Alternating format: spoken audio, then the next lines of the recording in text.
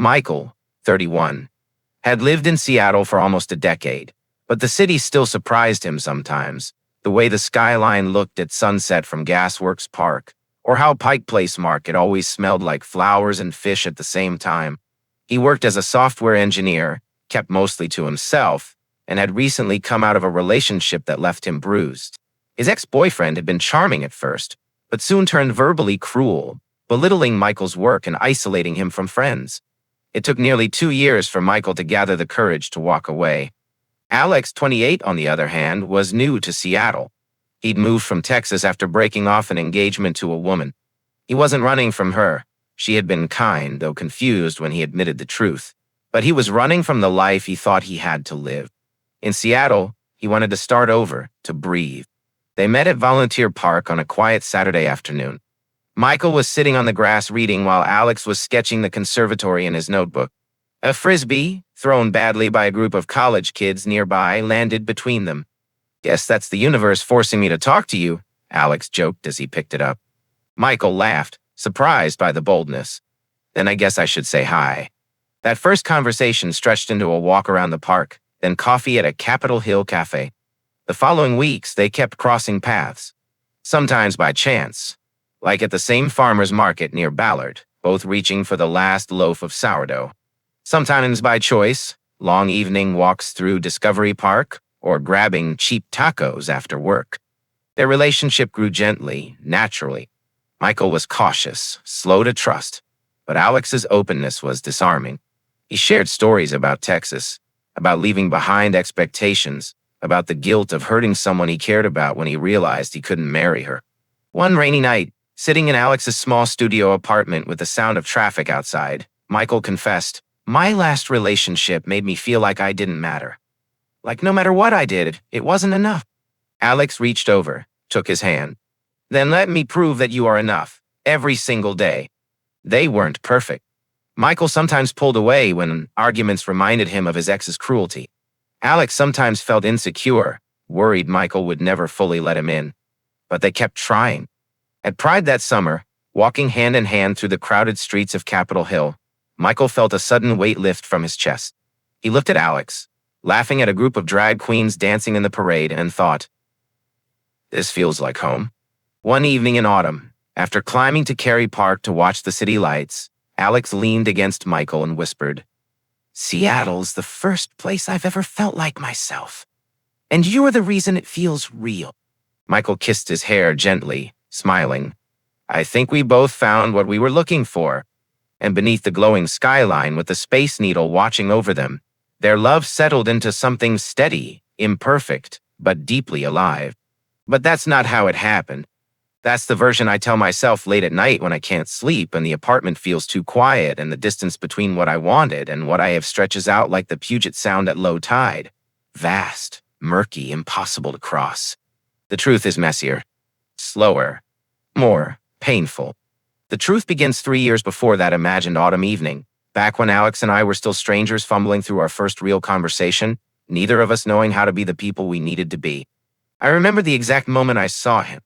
It was a Saturday in late September, the kind of afternoon where the city holds its breath between seasons. Summer hadn't quite let go, but autumn was already pressing in at the edges, the light thinner, the shadows longer, the air carrying that faint metallic scent that meant change was coming. I'd gone to Volunteer Park because I couldn't stand being in my apartment anymore. 3 months since the breakup, and I was still finding traces of Daniel everywhere. A book he'd left behind, a coffee mug I'd bought because he liked the color, the specific way the silence felt different now that he wasn't there to fill it with criticism. My therapist said I needed to reclaim my spaces, make new memories, stop letting the past dictate my present. So I packed a book I had no intention of reading and walked to the park, found a spot on the grass near the conservatory, and sat there trying to look like someone who had a purpose, a direction, a life that made sense. I didn't. That's when I noticed him, sitting maybe 30 feet away, cross-legged on the grass with a sketchbook balanced on his knee. He was hunched over it, completely absorbed, his hand moving in quick, confident strokes across the page. Dark hair that curled slightly at the nape of his neck, broad shoulders beneath a faded green t-shirt. The kind of focused intensity that made the rest of the world seem irrelevant. I watched him longer than I should have.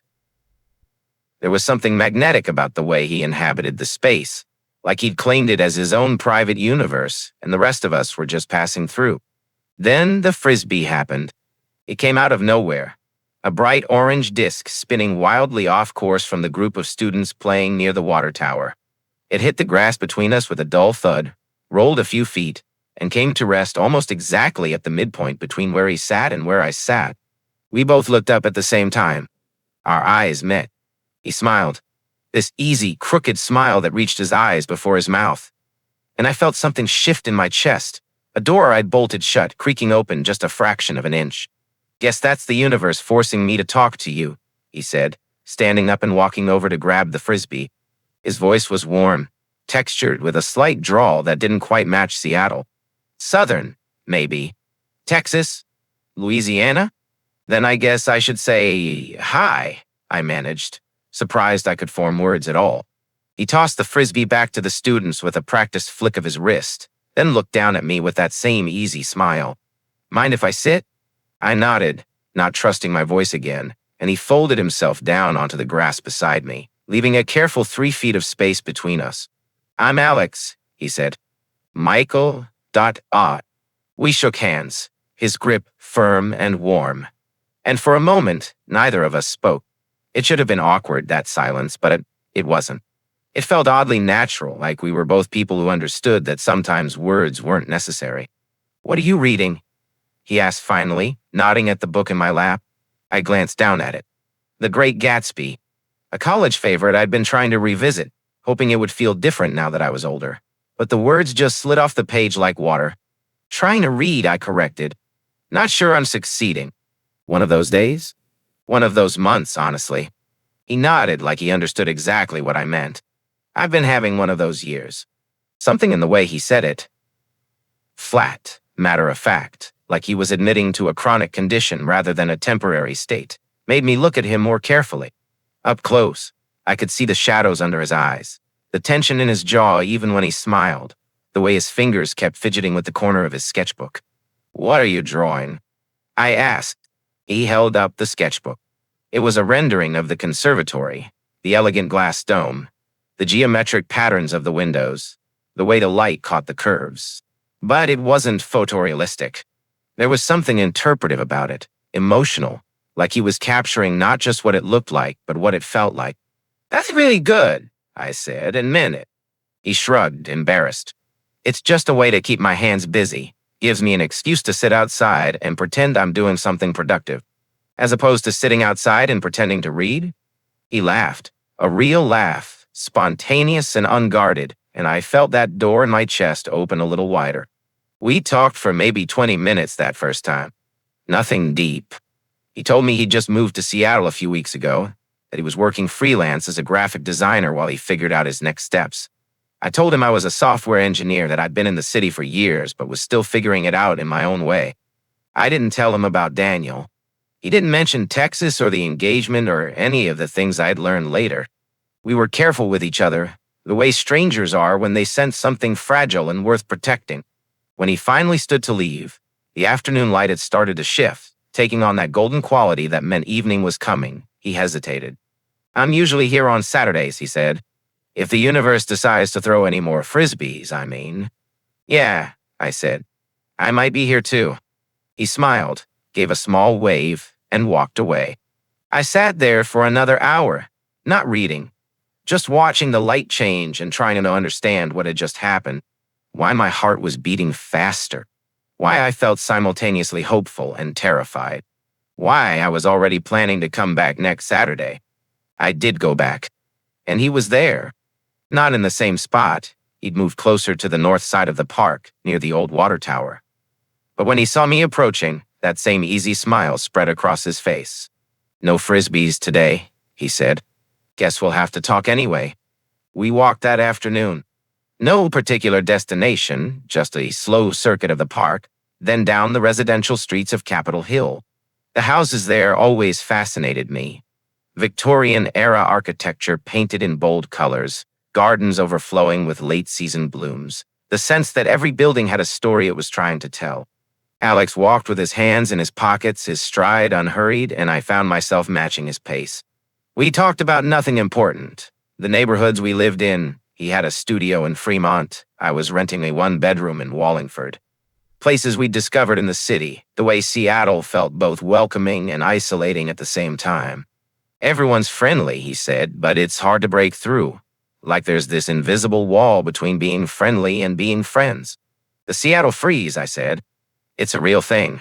People here are polite but distant. It takes forever to build actual connections. Have you built connections, I mean?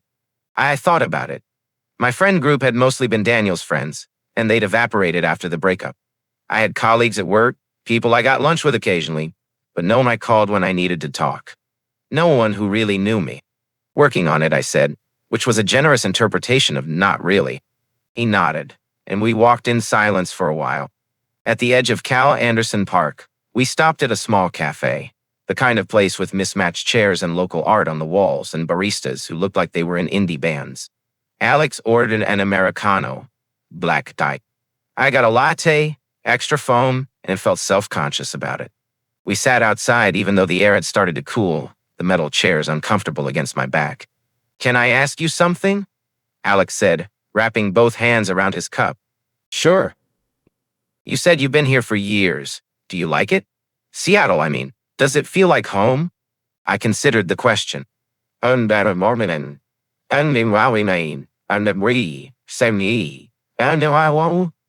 left Ohio for Seattle right after college, running towards something I couldn't quite name.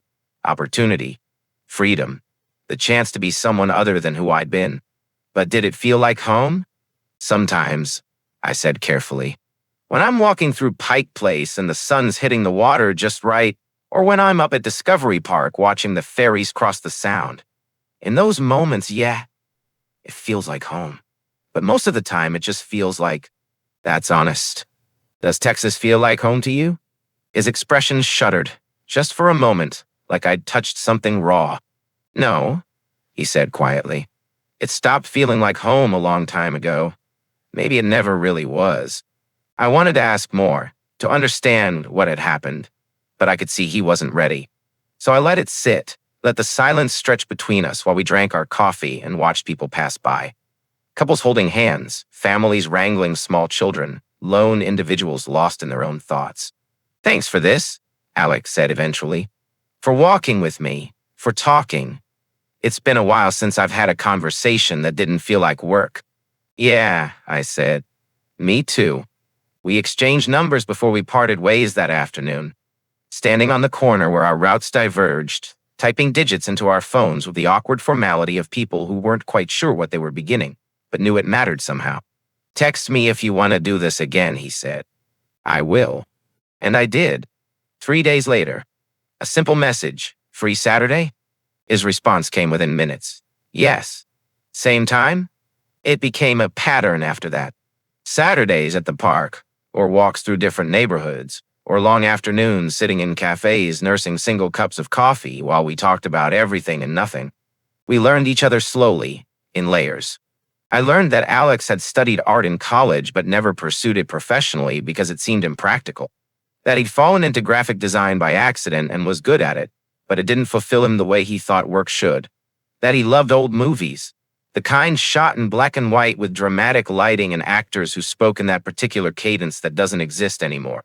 He learned that I'd taught myself to code in high school, that I loved the logic of it, the way problems had solutions if you were patient enough to find them.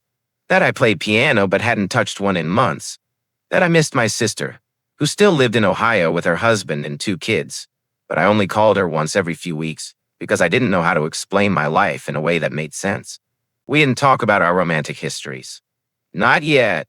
That territory was too fraught. Too heavy with landmines neither of us was ready to navigate. But I thought about Daniel constantly in those early weeks with Alex. Couldn't help it. Every time Alex laughed at something I said, I waited for the other shoe to drop. For him to tell me actually it wasn't funny, it was stupid. Why did I always say such stupid thing? Every time I shared an opinion, I braced myself for the dismissal, the eye roll, the subtle ways Daniel had made me feel small. It never came. Alex listened. He asked questions. He disagreed sometimes, but gently, like disagreement was just part of conversation rather than warfare. It was disorienting, that kindness. I didn't know what to do with it. October bled into November. The trees in Volunteer Park turned copper and gold, then shed their leaves in great drifts that crunched under our feet. The air got colder, sharper, the kind of cold that found its way through jackets and sweaters and settled into your bones. We started meeting more often. Not just Saturdays anymore, but Tuesday evenings after work or Sunday mornings before the city fully woke up. We'd walk through Pike Place Market when it was nearly empty. Just the vendors setting up their stalls, the smell of fresh bread and coffee mixing with the salt air from the sound.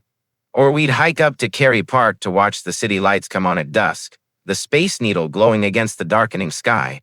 Alex was easy to be around. That was the thing that surprised me most.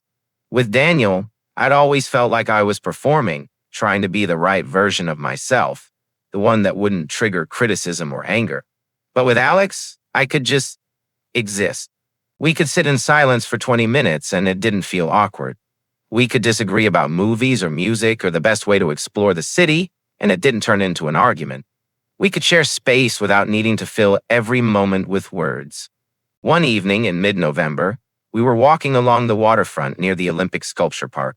The sun had already set, leaving the sky that deep blue-purple color that only lasts a few minutes before full darkness takes over. The wind coming off the water was bitter, and I'd forgotten gloves, so I'd shoved my hands deep into my jacket pockets. Alex noticed me shivering. "You want to get inside somewhere?" he asked. I'm okay." "Michael, your lips are turning blue." "They're not." I caught sight of my reflection in a storefront window. He was right. "Okay, maybe a little." He laughed and steered us toward a small bar a few blocks inland. It was one of those neighborhood places that hadn't been gentrified yet. Dim lighting, worn wooden booths, a jukebox in the corner playing something from the 70s. We slid into a booth near the back, and Alex ordered us both whiskey, neat, without asking what I wanted. Normally, that would have bothered me. Daniel used to order for me all the time, another small way of asserting control. But with Alex, it felt different. Like he was taking care of me rather than making decisions for me. The whiskey burned going down, but it warmed me from the inside out. "Better?" "Better?" Alex asked. "Much." We sat there for a long time, nursing our drinks, watching the other patrons come and go. A group of older men playing darts in the corner. A couple having what looked like a very serious conversation at the bar. A lone woman reading a paperback novel in a booth near the door, completely absorbed. "Do you ever wonder what their stories are?" Alex asked, following my gaze. "Whose?" "Everyone's. Like that woman over there. What brought her to this bar alone on a Tuesday night? What's she thinking about? What's waiting for her at home?" "All the time," I admitted. "Sometimes I make up entire backstories for strangers. It's kind of a weird habit." "It's not weird. It's empathy. You're trying to understand other people's experiences. Or I'm just nosy." He smiled. "Maybe both." I took another sip of whiskey, feeling the warmth spread through my chest. The alcohol was making me braver, loosening the careful control I usually kept over my words. "Can I ask you something?" I said. "Sure." "Why did you move here? To Seattle? You said you wanted to start over, but from what?" Alex was quiet for a long moment, his finger tracing the rim of his glass. I thought maybe I'd pushed too far, that he was going to deflect or change the subject. But then he started talking.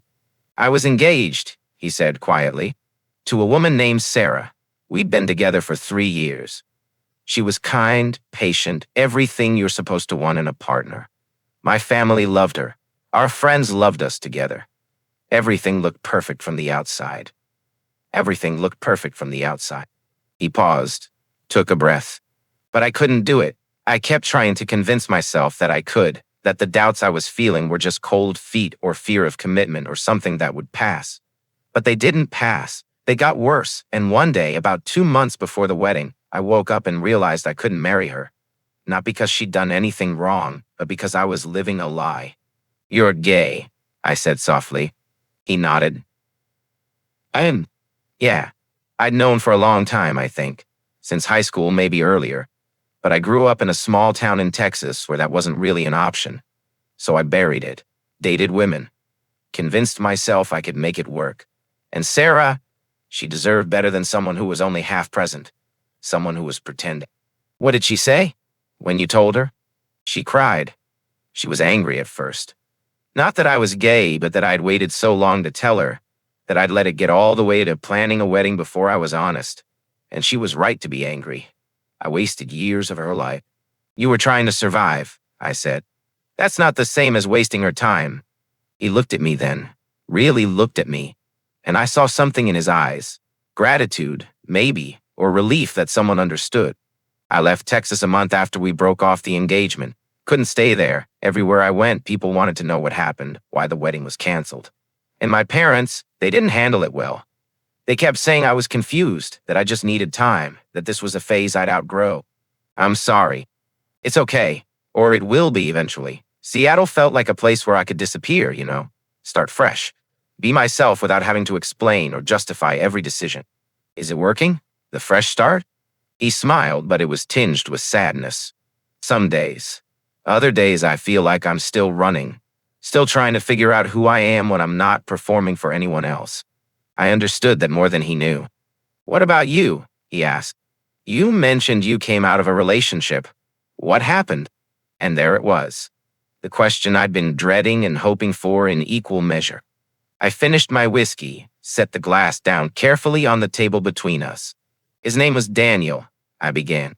We met about 3 years ago at a work conference. He was charming, funny, attentive, everything I thought I wanted. For the first few months, it was great. He made me feel seen, special.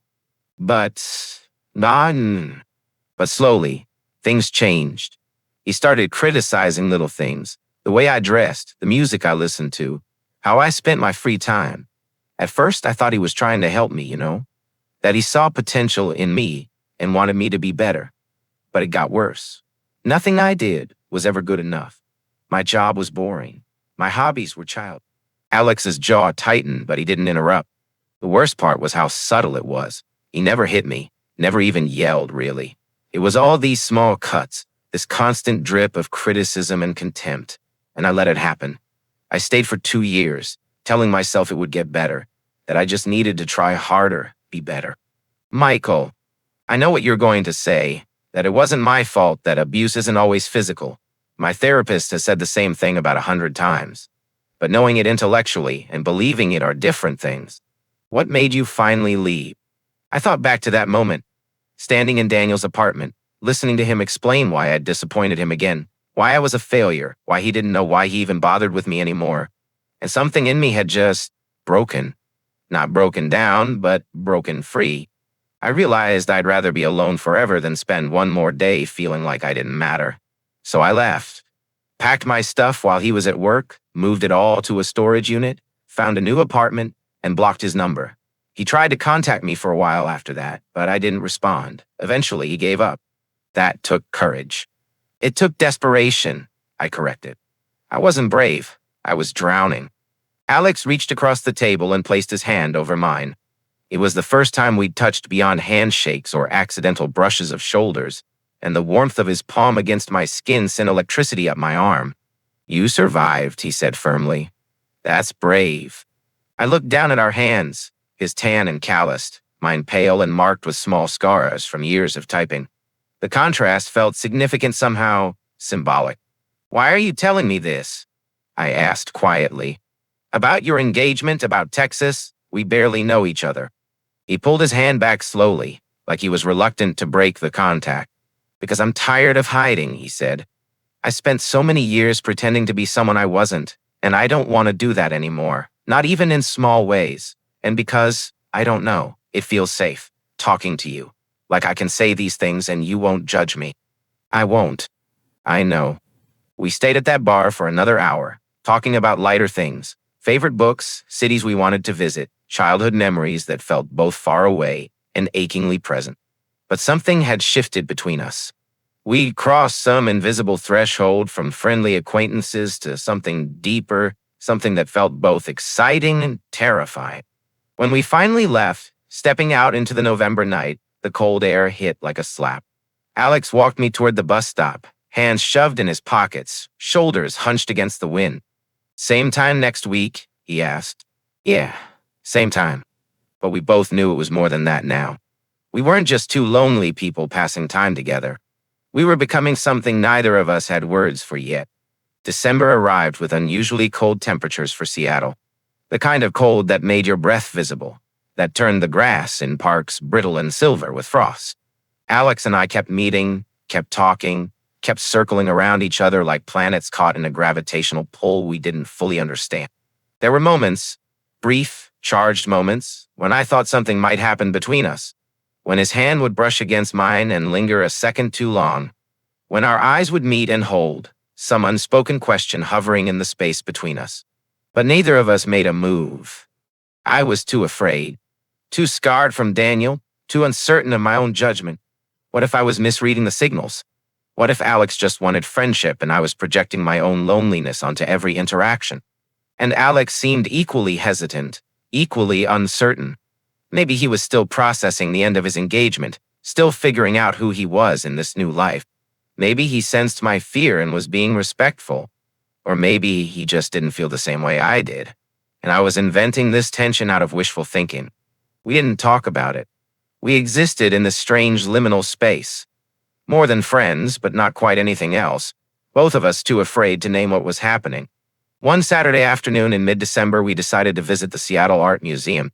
Neither of us had been in months, and the weather was too cold for our usual walks. The museum was quiet that day, only a handful of other visitors wandering through the galleries. We moved through the exhibits slowly, stopping to look at paintings and sculptures, reading the placards in comfortable silence. In the contemporary gallery, we stopped in front of a massive canvas, an abstract piece dominated by deep blues and blacks, with occasional slashes of red that looked like wounds. It was beautiful and unsettling, the kind of art that made you feel something even if you couldn't articulate what. "What do you think it means?" Alex asked. I studied the painting, trying to find words for the emotions it stirred up. "Loneliness," I said finally. "But not the quiet kind, the loud kind, the kind that screams inside you even when you're in a room full of people." Alex looked at me and I saw recognition in his eyes. "Yeah," he said softly. "Yeah, exactly that." We stood there for a long time, side by side, staring at that painting.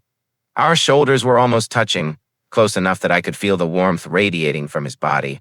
I wanted to reach for his hand, wanted to close that last inch of distance between us, wanted to say all the things that had been building inside me for months.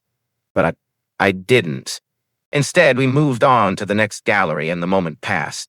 Afterward, we walked to a small restaurant in Capitol Hill, the kind of place with communal tables and a menu written on a chalkboard. We ordered and ate mostly in silence, both of us lost in our own thoughts. "Can I tell you something?" Alex said as we were finishing up. "Of course." He set down his fork, met my eyes across the table. "These last few months spending time with you, it's been the best part of moving here, maybe the best part of this whole year. I don't know what I would have done without..." Sorry. He stopped, shook his head. "Sorry, that came out weird. I just mean, thank you. For being my friend, for listening, for understanding things I couldn't say to anyone else." Friend. The word landed between us with weight. "You too," I managed. "You've helped more than you know." We walked back toward the bus stops in the fading afternoon light. The city around us decorated for the holidays, lights strung from buildings, wreaths on doors, the general atmosphere of forced cheer that made loneliness feel even more acute. At the corner where we usually parted ways, Alex hesitated. "Do you have plans for the holidays?" he asked. "Going to Ohio for a few days. See my sister and her family. You?" "Staying here. My parents invited me to come to Texas, but I can't face that yet. I'll probably just work on some freelance projects, maybe binge some movies." The thought of him alone in his studio apartment for days, pretending to be okay while the rest of the city celebrated with family, made my chest ache. "You could come with me," I said impulsively. "To Ohio. My sister would love to meet you, and there's plenty of room." Alex smiled, but it was sad. "That's really kind, Michael. But I think I need the alone time to process everything, you know?" I did know, but it didn't make it easier. "Text me if you change your mind." "I will." We said goodbye, and I watched him walk away down the street, hands in his pockets, shoulders hunched against the cold. Part of me wanted to run after him, to insist he not spend the holidays alone, to offer something more than friendship. But I didn't.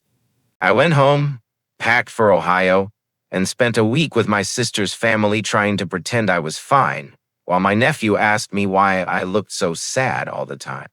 I texted Alex on the day after the holiday. Just a simple message. Hope you're doing okay. His response came hours later. Yeah, quiet here. How's Ohio? Loud. Too many relatives asking too many questions. Want to trade? Maybe. We texted sporadically over the next few days. Nothing substantial, just small check-ins, the digital equivalent of reminding each other we existed. When I got back to Seattle in early January, the city felt different, emptier. The holiday decorations were coming down, leaving everything looking tired and gray. The post-holiday slump had set in, that collective exhaustion that comes after weeks of forced joy. Alex and I met at a cafe in Fremont, not far from his apartment. He looked thinner, more worn, like the holidays had taken something out of him. You okay? I asked. Yeah, just, it was harder than I thought. Being alone, knowing everyone else was with family. I kept thinking about last year when I was still with Sarah, still pretending everything was fine. At least then I had somewhere to be, even if it was a lie. I'm sorry I didn't push harder for you to come with me. No, I needed the space, to sit with everything, to stop running. He looked up at me. But I missed you. That was the weird part. I kept wanting to text you about something stupid, or call you to complain about a movie, and then I'd remember you were gone. My heart was beating too fast. I missed you too. We sat with that admission for a moment, neither of us quite sure what to do with it. What do you want to do today? Alex asked finally.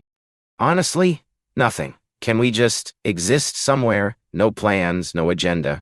My place? It's close. I nodded, and we walked a few blocks to his studio apartment. I'd never been inside before, and I was curious what his space looked like, what it would reveal about him. The apartment was small, just one room that served as bedroom, living room, and office, with a tiny kitchen in the corner and a bathroom barely big enough to turn around in. But Alex had made it his own.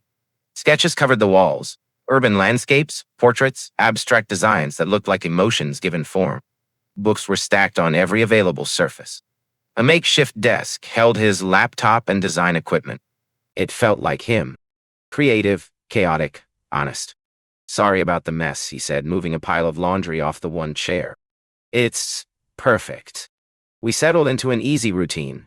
Alex at his desk working on a design project, me on the floor, with my back against the wall, reading a book I'd started on the plane. The silence between us was comfortable, punctuated occasionally by the sound of his stylus on the tablet or me turning a page. Hours passed like that. The light outside shifted from afternoon to evening, the room growing gradually darker until Alex finally turned on a lamp. You hungry? He asked. Not really. Me neither. More silence. But it felt charged now, heavy with something unspoken. Michael, Alex said quietly, turning in his chair to face me. Can I ask you something? I set down my book. Sure. Why? What are we doing? This. Us, these last few months. What is this? My mouth went dry. What do you mean? I mean, he ran a hand through his hair, frustrated. I can't tell if we're friends or if there's something else happening. And I know that's a loaded question, and maybe I'm reading into things that aren't there, but I need to know.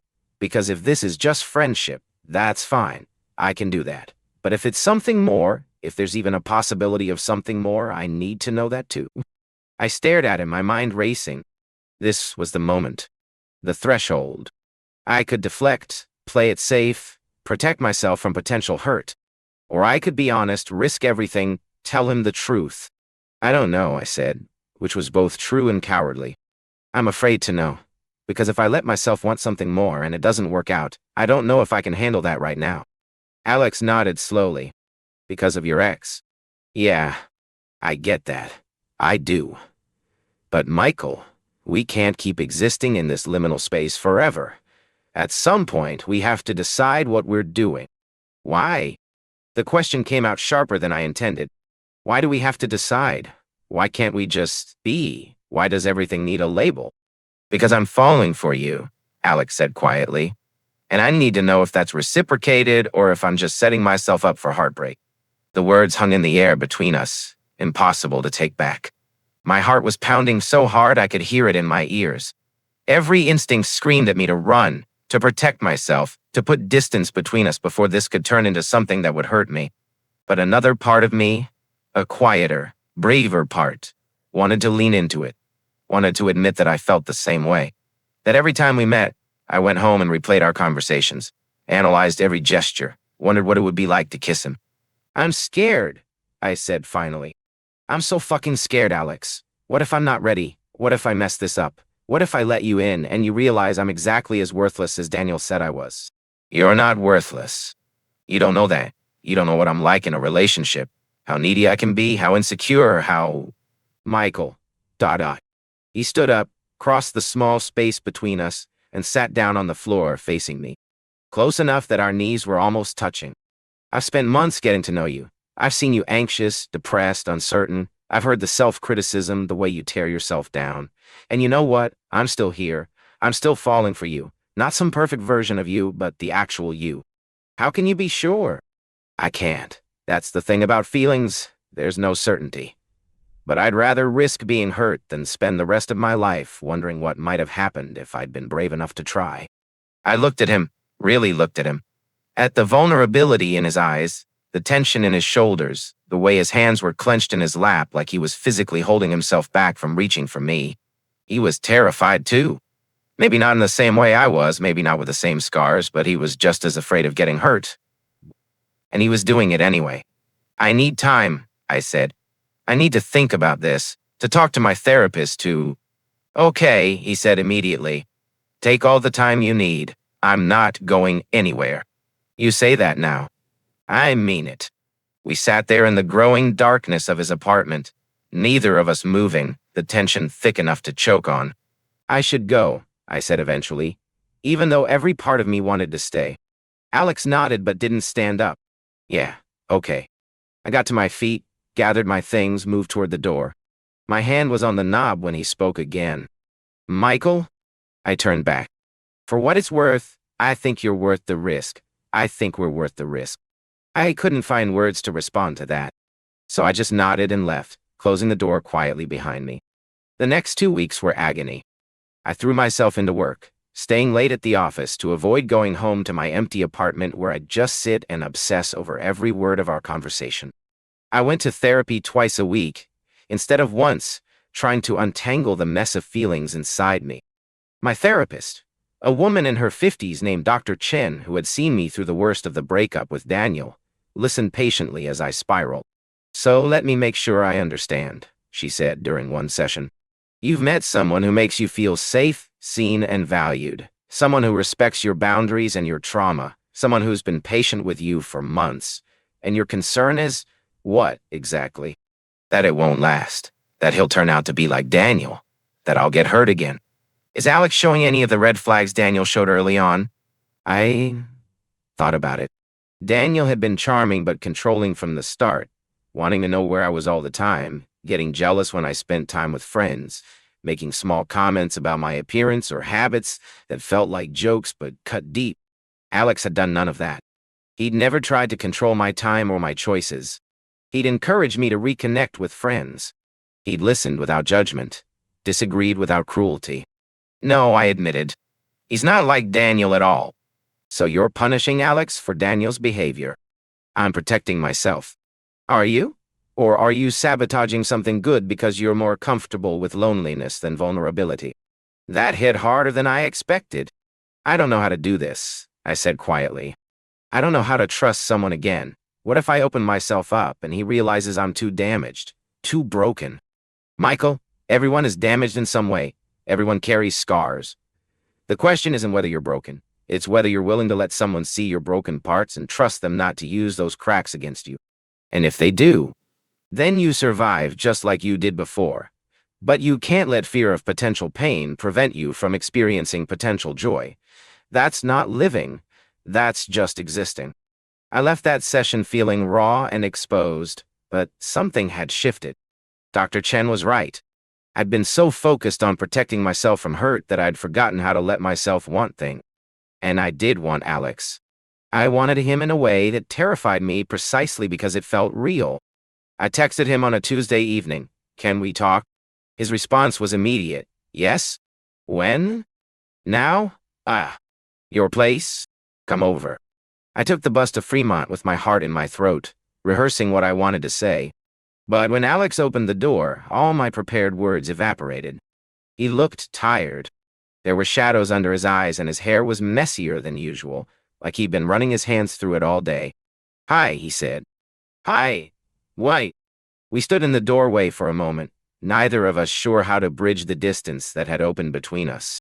Come in, he said finally, stepping aside. I walked into his apartment, which was messier than last time. Dishes in the sink, more clothes on the floor, sketches scattered across his desk like he'd been working frantically to distract himself. Sorry, he said, following my gaze. I've been meaning to clean. It's fine. We stood facing each other in the middle of his small space, and the silence stretched out, awkward and heavy. You wanted to talk, Alex prompted. Yeah. I took a breath. I've been thinking about what you said about us. He waited, his expression carefully neutral, like he was bracing for rejection. I'm terrified, I continued, of getting hurt, of fucking this up, of not being enough. My therapist says I'm sabotaging something good because I'm more comfortable with pain than happiness, and she's probably right. But I can't just flip a switch and suddenly be brave. I know, but I can't stop thinking about you. And I'm tired of pretending I don't feel things I feel. So I guess what I'm trying to say is, I want to try. If you're still willing. If I haven't already ruined this by being such a mess. Something in Alex's expression softened, the tension in his shoulders easing slightly. You haven't ruined anything, he said. And yes, I'm still willing. I told you, I'm not going anywhere. Even though I'm going to be difficult, even though I'm going to have bad days where I pull away or freak out over nothing. Michael, coming out of an engagement I shouldn't have gotten into in the first place. I'm figuring out my identity and dealing with my own family trauma. I'm not exactly a picture of emotional stability either. We can be messy together. We can be messy together. I laughed, a shaky sound that was half relief, half panic. So what does this mean? I asked. What are we doing? I don't know. We can figure it out as we go. No pressure, no rush, just let's be honest with each other about what we're feeling, what we need, what scares us. Can we do that? I can try. That's all I'm asking. We stood there looking at each other, and I realized this was another threshold moment. We talked about our feelings, acknowledged what was happening between us, but we hadn't actually done anything about it. I wanted to kiss him. Wanted it so badly my hands were shaking. But I didn't know how to close that gap, how to make my body do what my mind was screaming at me to do. Alex seemed to sense my paralysis. He took a small step forward, closing some of the distance between us, but not all of it, giving me space to decide. Can I hug you? He asked quietly. I nodded, not trusting my voice. He closed the remaining distance and wrapped his arms around me, and I melted into him. He was warm and solid, and he smelled like laundry detergent, and something uniquely him, some combination of soap and skin and home. I pressed my face against his shoulder and felt something in my chest crack open. Not breaking, opening. Like I'd been holding myself so tightly for so long and could finally let go. We stood like that for a long time, just holding each other. His hand moved slowly up and down my back in a soothing rhythm, and I realized I was crying, silent tears soaking into his t-shirt. Sorry, I mumbled against his shoulder. Don't be. When we finally pulled apart, my eyes were red and my face was probably blotchy, but Alex just smiled at me with such gentleness that I wanted to cry all over again. You okay? He asked. Yeah, I think so. He brushed a thumb across my cheek, wiping away a stray tear, and the intimacy of the gesture made my breath catch. Do you want to stay for a while? He asked. We could watch a movie or just talk or... Yeah, I'd like that.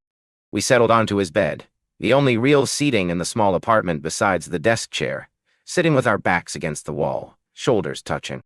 Alex pulled up a streaming service on his laptop, but neither of us paid much attention to the movie he selected.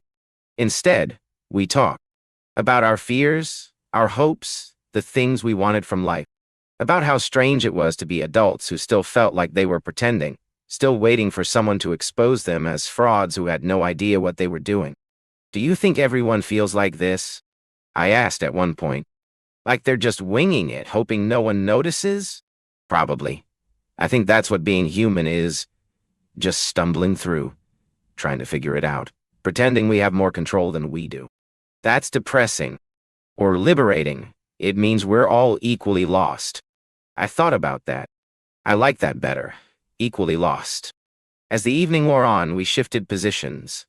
Alex stretched out on his back, me curled on my side next to him. At some point, his arm ended up around my shoulders, and I let myself relax into the warmth of his body. It felt right in a way nothing had felt right in years. Natural. Easy. Like coming home after a long, exhausting journey. Michael? Alex said softly. Thank you for giving this a chance. For giving us a chance. Thank you for being patient with me. Always. I looked up at him, and our eyes met. His face was inches from mine, and I could see every detail. The slight stubble on his jaw, the small scar above his left eyebrow, the way his pupils dilated slightly as he looked at me. I thought about kissing him. How easy it would be to just tilt my head up, close that small distance. How much I wanted to. But something held me back. Some last vestige of fear, some instinct that said once we crossed that line, there'd be no going back. This would become real in a way it wasn't yet. Alex seemed to read my hesitation. He didn't push, didn't try to close the gap himself. He just looked at me with those understanding eyes and waited. I'm not ready, I whispered. For that, not yet. Okay, he said simply. No rush. You're not disappointed? Michael, you're here, you're trying. That's more than enough. I settled back against his chest, listening to the steady rhythm of his heartbeat. Outside, the city hummed with its usual night sounds. Traffic, distant sirens, the occasional shout from someone walking by.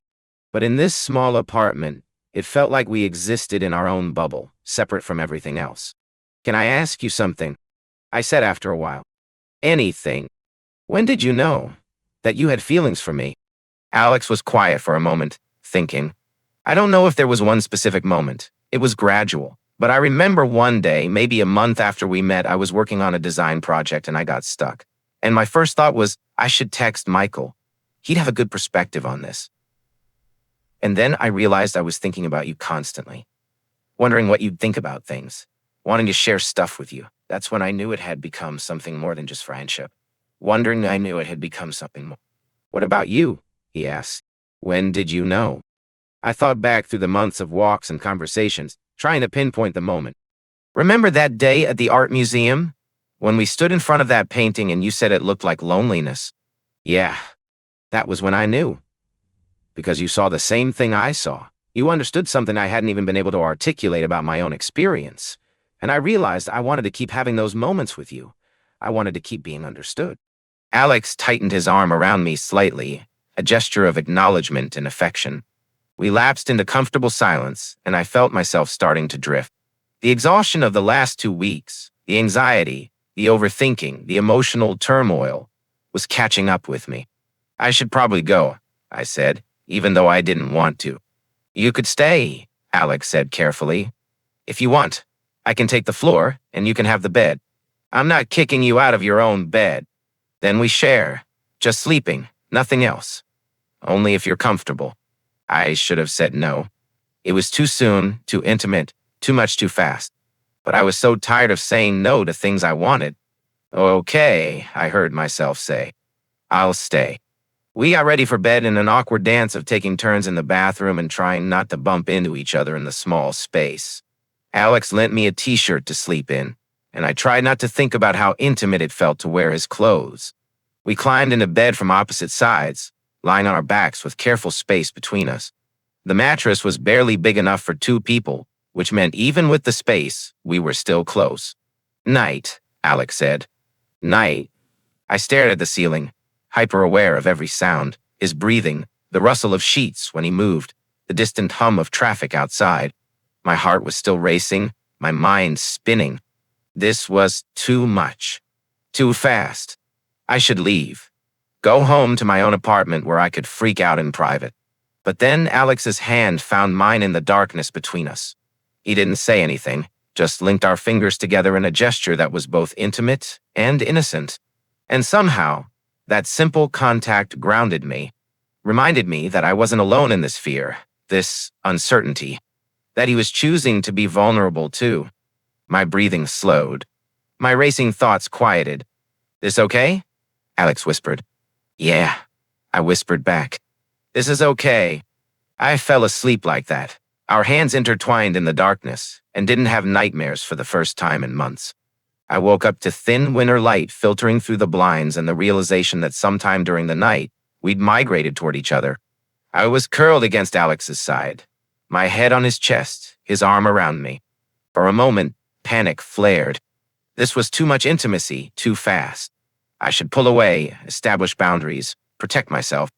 But Alex was still asleep, his breathing deep and even, and he looked peaceful in a way I'd never seen him look while awake. All the tension he usually carried in his shoulders was gone. His face relaxed. I didn't want to wake him, didn't want to break this moment. So I stayed still, listening to his heartbeat, watching the light change as the sun rose higher. Eventually, he stirred. His eyes opened slowly, and for a second, he looked confused. Then he saw me, and his expression softened into a sleepy smile. "Morning," he said, his voice rough with sleep. "Anna. Did you sleep okay?" "Better than I have in months, actually." "Good." We stayed like that for a while, neither of us moving, just existing in the quiet intimacy of morning. It should have felt strange or uncomfortable, but it didn't. It felt natural. "Right. Why nay? I should probably get going," I said eventually. "I have work, and I need to change clothes." "Okay." But neither of us moved. "Michael?" "Yeah?" "Can we do this again? Not necessarily the sleeping over part, but just being together, figuring this out?" "Yeah, I'd like that." He smiled, and I felt something in my chest expand, warm and terrifying and hopeful all at once. I forced myself to get up, to put on my regular clothes, to say goodbye. At the door, we hugged again, a long, tight embrace that felt like a promise neither of us was quite ready to say out loud. "Text me later?" Alex said. "I will." I walked home through the cold morning, my breath visible in the air, and tried to make sense of what had happened. We'd acknowledged our feelings. We'd held each other. We'd slept in the same bed. But we hadn't kissed. Hadn't defined what we were. Hadn't made any concrete plans beyond let's keep seeing each other. It should have felt frustrating, this ambiguity. Instead, it felt like relief. Like we were taking things at exactly the pace we both needed. The next few weeks fell into a new rhythm.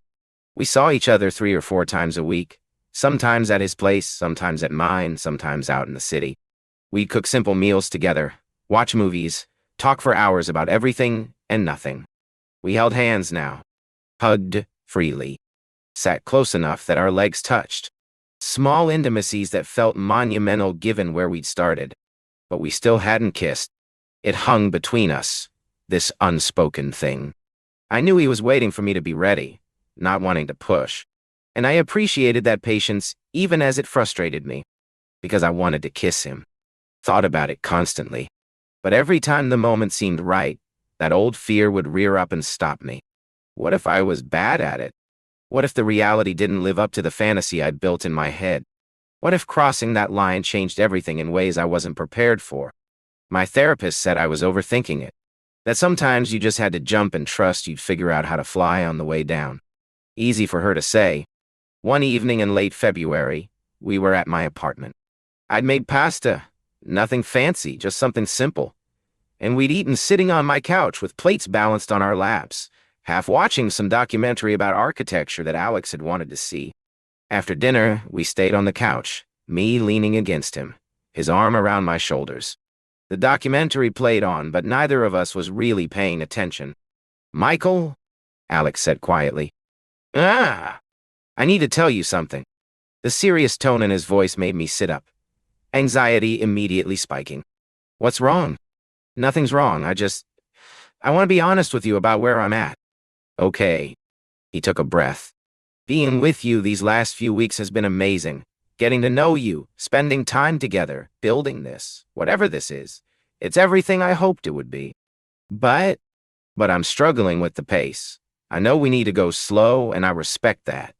I don't want to push you into anything you're not ready for, but it's hard being this close to you and not being able to fully express how I feel, not being able to kiss you or hold you the way I want to. And I need you to know that, because I don't want to pretend I'm okay with something if I'm not.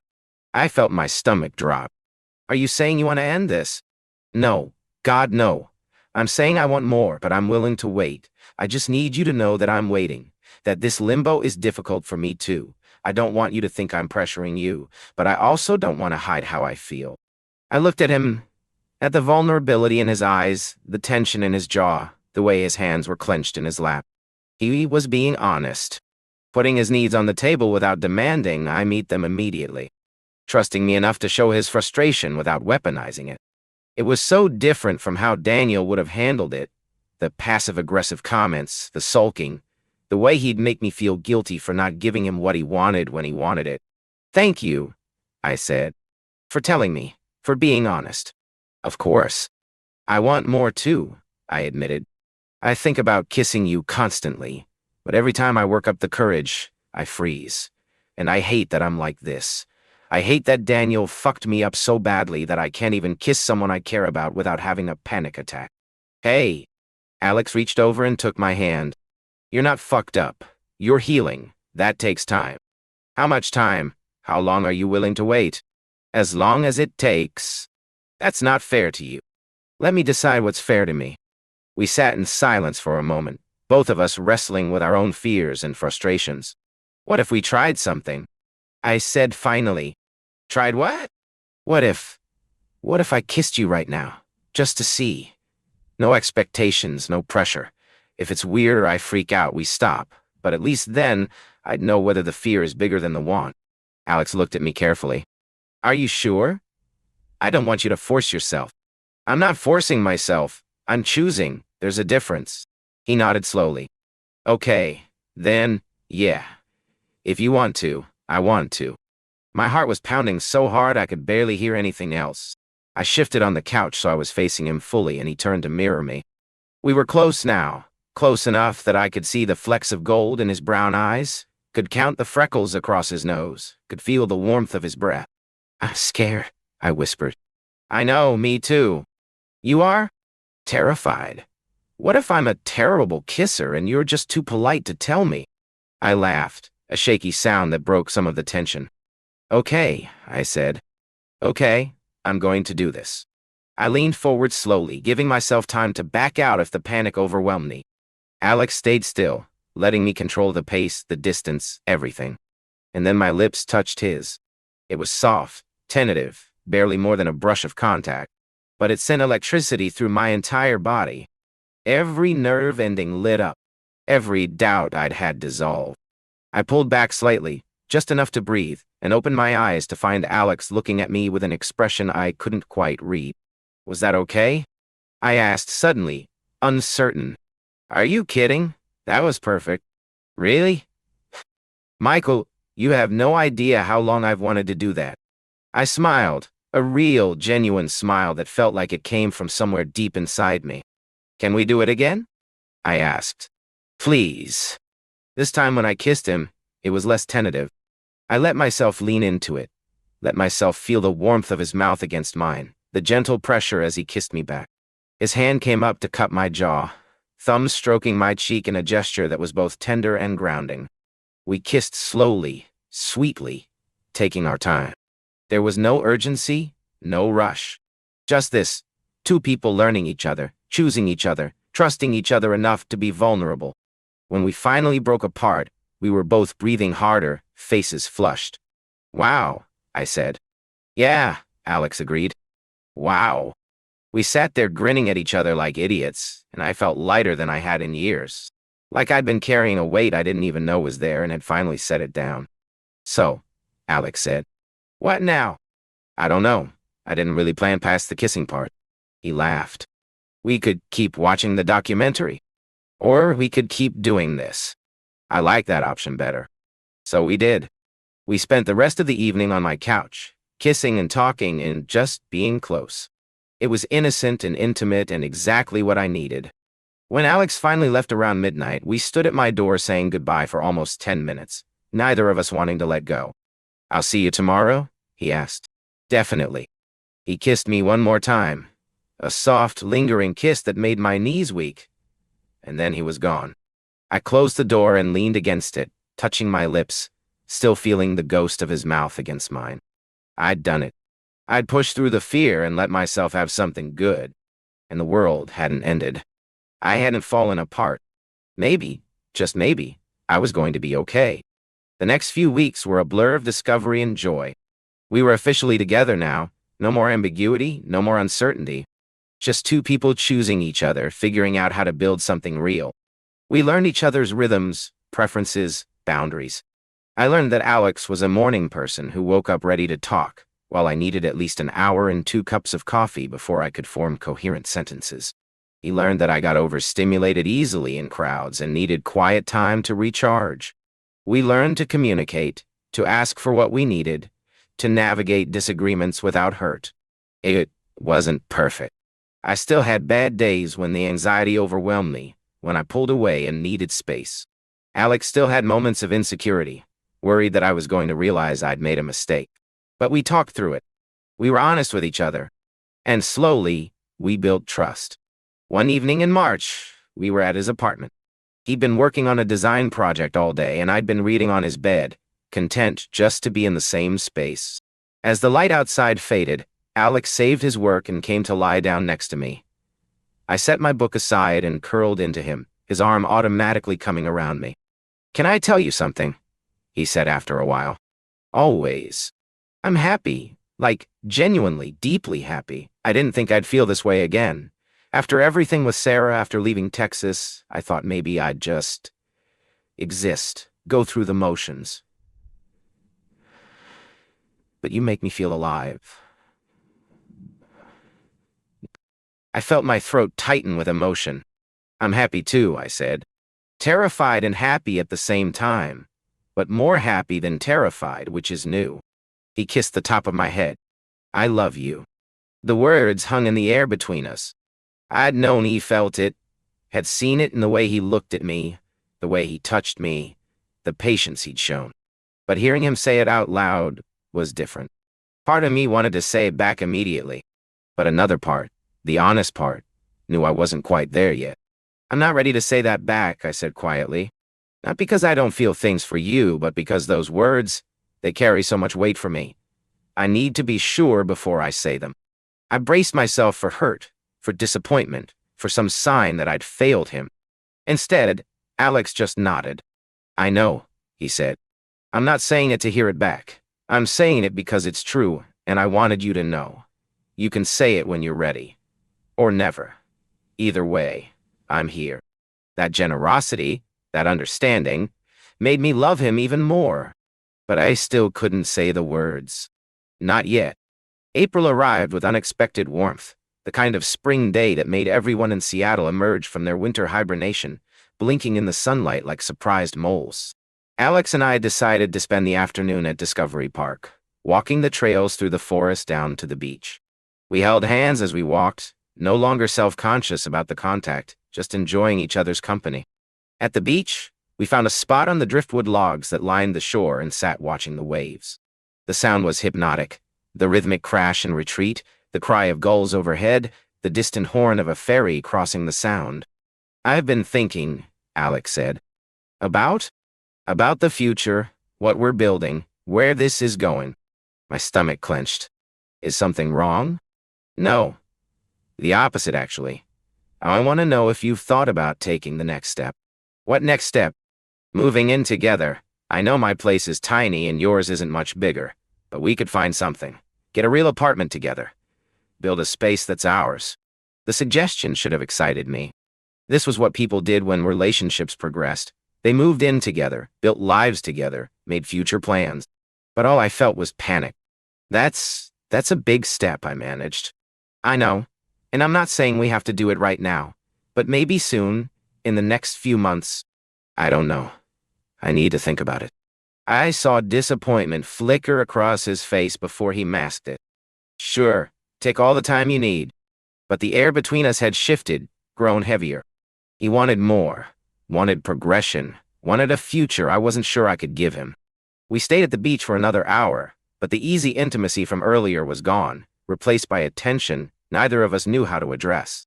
That night, alone in my apartment, I spiraled. Alex wanted to move in together, which meant he saw a real future with me, which meant expectations, commitment, the risk of failing him in ways I couldn't even anticipate yet. What if living together exposed all my worst qualities? What if proximity made him realize I was too much work, too damaged, too broken? What if I wasn't ready? What if I'd never be ready?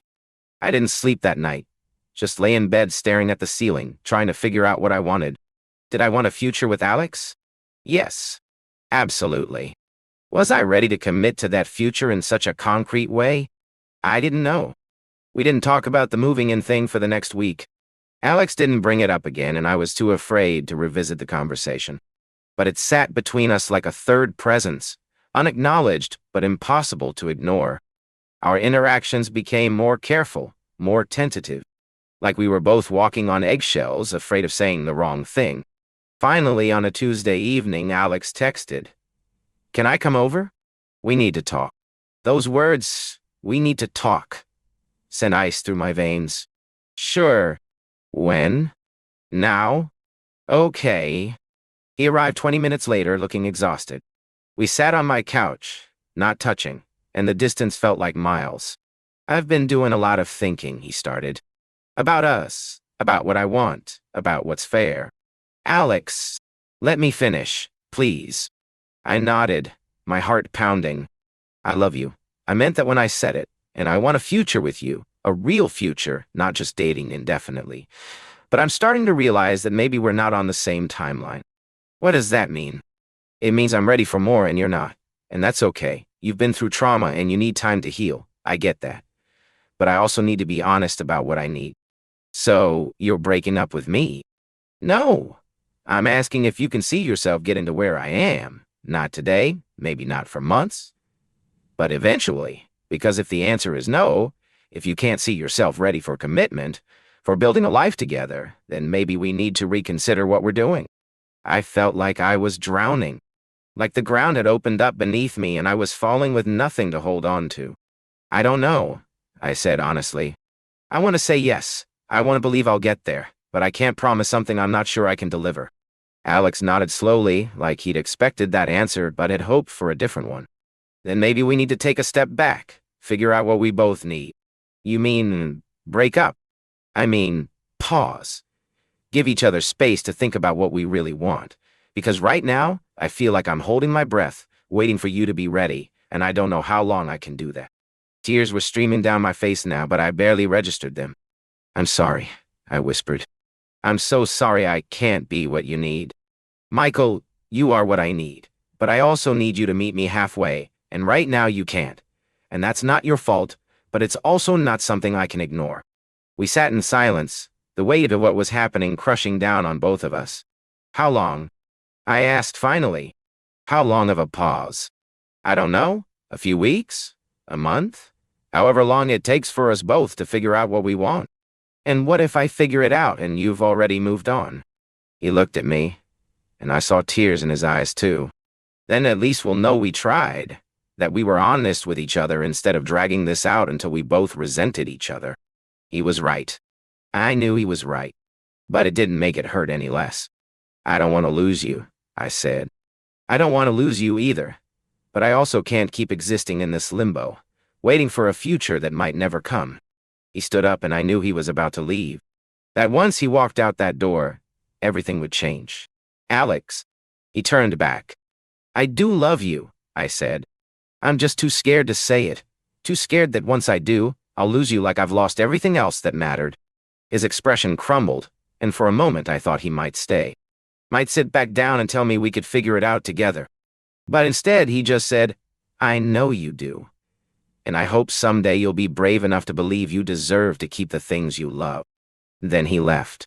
I sat on my couch listening to his footsteps fade down the hallway, listening to the building's front door open and close, and then there was just silence. The next 3 weeks were the worst of my life. I threw myself into work, into therapy, into long walks through the city trying to make sense of what had happened. Dr. Chen said I was self-sabotaging, that I'd pushed Alex away because I was terrified of vulnerability. She was probably right, but knowing it didn't make it easier. I missed him constantly. Missed his texts, his laugh, the way he'd look at me like I was someone worth knowing. Missed the feeling of safety I'd had when I was with him, the sense that maybe I could be loved without conditions. I replayed our relationship in my head, analyzing every moment, trying to understand where it had gone wrong. But the truth was, nothing had gone wrong. He'd been patient, kind, honest, everything I could have asked for. The problem was me. My fear, my trauma, my inability to let myself have good things. I thought about texting him 100 times a day, drafted messages I never sent, walked past his neighborhood hoping to run into him but never did. I was miserable, and I had no one to blame but myself. 2 weeks into the break, my sister called. She'd been calling more frequently since the breakup with Alex, sensing something was wrong even though I'd tried to hide it. "You sound terrible," she said bluntly. "Thanks. I'm serious, Michael. What's going on? And don't tell me nothing, because I know you better than that." So I told her. Everything. About Alex. About our relationship. About how I'd pushed him away because I was too scared to commit. About how I loved him but couldn't say it, wanted a future with him but couldn't promise one. She listened without interrupting, and when I finished, she was quiet for a long moment. "Do you remember when you were little," she said finally, "and you used to have those night terrors? You'd wake up screaming, convinced there were monsters in your closet? What does that have to do with anything? Dad would come in and turn on all the lights, show you the closet was empty, prove there were no monsters. But you still couldn't sleep because you were convinced that once the lights went off, they'd come back. So eventually Dad just sat with you in the dark, let you see that even without the lights, even in the scary darkness, you were safe. That the monsters weren't real. Your point? My point is, you're still that scared little kid waiting for monsters. You're so convinced that love is going to hurt you, that happiness is going to be taken away, that you won't let yourself experience it even when it's right in front of you. You're choosing the fear over the possibility of joy. That's not fair. You don't understand what Daniel did to me. You're right, I don't.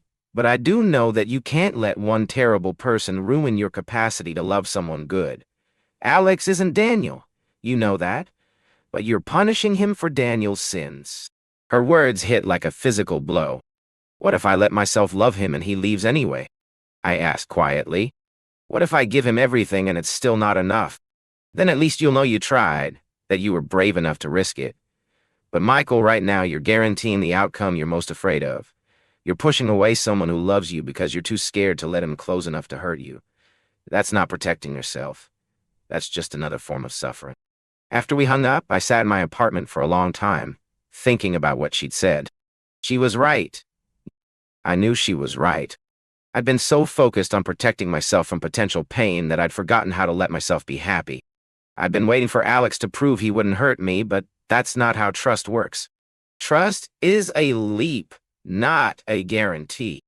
And I'd been too afraid to jump. But sitting in my apartment alone and miserable, I realized the fear of losing Alex was worse than the fear of being vulnerable with him. That I'd rather risk being hurt than live without him. I loved him. I wanted a future with him. And it was time to stop letting fear make my decisions. I texted him that night, "Can we talk? Please." No response. I tried again the next morning. "I know you need space, but I've figured some things out. When you're ready, I'd like to see." Still nothing. By the third day, panic was setting in. What if he'd moved on? What if he'd decided I was too much work and found someone else, someone less broken, someone ready to love him without conditions? What if I'd waited too long? On the fourth day, my phone buzzed with a message. "I'm ready to talk. My place tonight." Relief flooded through me. "What time?" 7? "I'll be there." I showed up at Alex's apartment at exactly 7, my heart pounding so hard I felt dizzy. I'd rehearsed what I wanted to say 100 times, but now that I was standing at his door, all my prepared words evaporated. He opened the door before I could knock, like he'd been waiting on the other side. He looked tired. There were shadows under his eyes, and he'd lost weight, his t-shirt hanging looser on his frame than it had 3 weeks ago. "Hi," he said. "Hi-yite." We stood in the doorway for a moment, neither of us sure how to navigate this. "Come in," he said finally, stepping aside. I walked into his apartment, which looked different somehow. Cleaner, maybe, or just emptier, like he'd been spending more time working and less time living. We sat on opposite ends of his bed, the distance between us feeling vast and wrong. "You said you figured some things out," Alex prompted. "Yeah. Can I just say something first? Before you say anything?" He nodded. I took a breath, steadying myself. "I'm in love with you," I started, and his eyes widened slightly. I have been for a while, but I was too scared to admit it. Because loving someone means giving them the power to hurt you. And after Daniel, I didn't think I could survive that again. But these last 3 weeks without you have been worse than any pain I was trying to avoid, and I realized that I was so busy protecting myself from potential hurt that I was guaranteeing it. "Michael, please let me finish. You asked if I could see a future with you, and I said I didn't know. But I do know. I want a future with you. I want to move in together. I want to build a life together. I want all of it. And I'm terrified, but I'm more terrified of losing you. So if you're still willing, if you haven't given up on me, I'm ready to try. For real this time. No more holding back, no more fear-based decisions. Just..." The silence that followed felt eternal. Alex was looking at me with an expression I couldn't read. Something between hope and caution, like he wanted to believe me but was afraid to. "How do I know you won't panic again?" he asked quietly. "How do I know that a month from now, or 6 months from now, you won't pull away again because you're scared?" "You don't," I admitted. "I can't promise I won't have moments of fear or doubt. But I can promise I'll talk to you when I do instead of pulling away. I can promise I'll keep trying, keep choosing you, even when it's scary. I can promise that I'm done letting my past dictate my future." "I missed you," he said, his voice breaking slightly. "So much. Every day, I wanted to text you, to see you. But I knew if we kept going the way we were, we'd both end up resenting each other. I had to do something." "I know, and you were right to. I needed that space to figure out what I wanted, or maybe to figure out that I already knew what I wanted and was just too scared to reach for it." Alex moved closer, closing some of the distance between us on the bed. "I love you too," he said. "I never stopped, but I need to know that you're really in this, that you're not just saying what you think I want to hear." "I'm in this," I said firmly.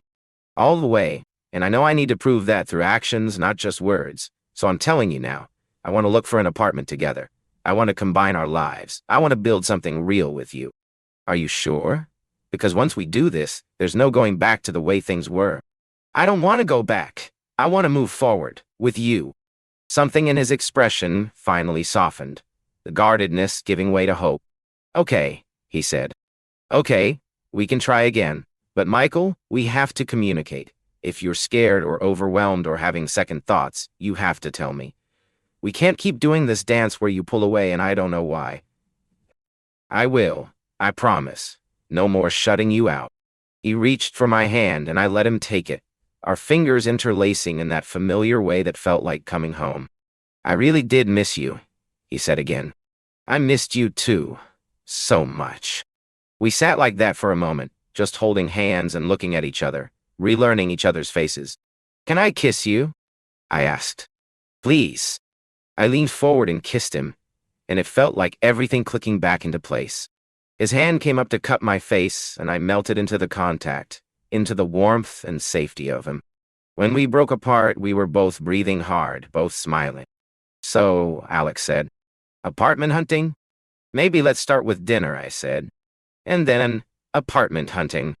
He laughed, that real genuine laugh I'd missed so much. Deal. We didn't fix everything that night.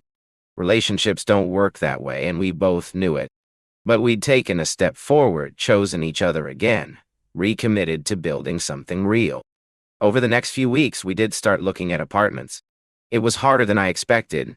Not the logistics of it, but the emotional weight. Every apartment we looked at represented a future I was committing to, a life I was choosing to build with someone else. But I kept showing up, kept pushing through the fear. And slowly, it got easier.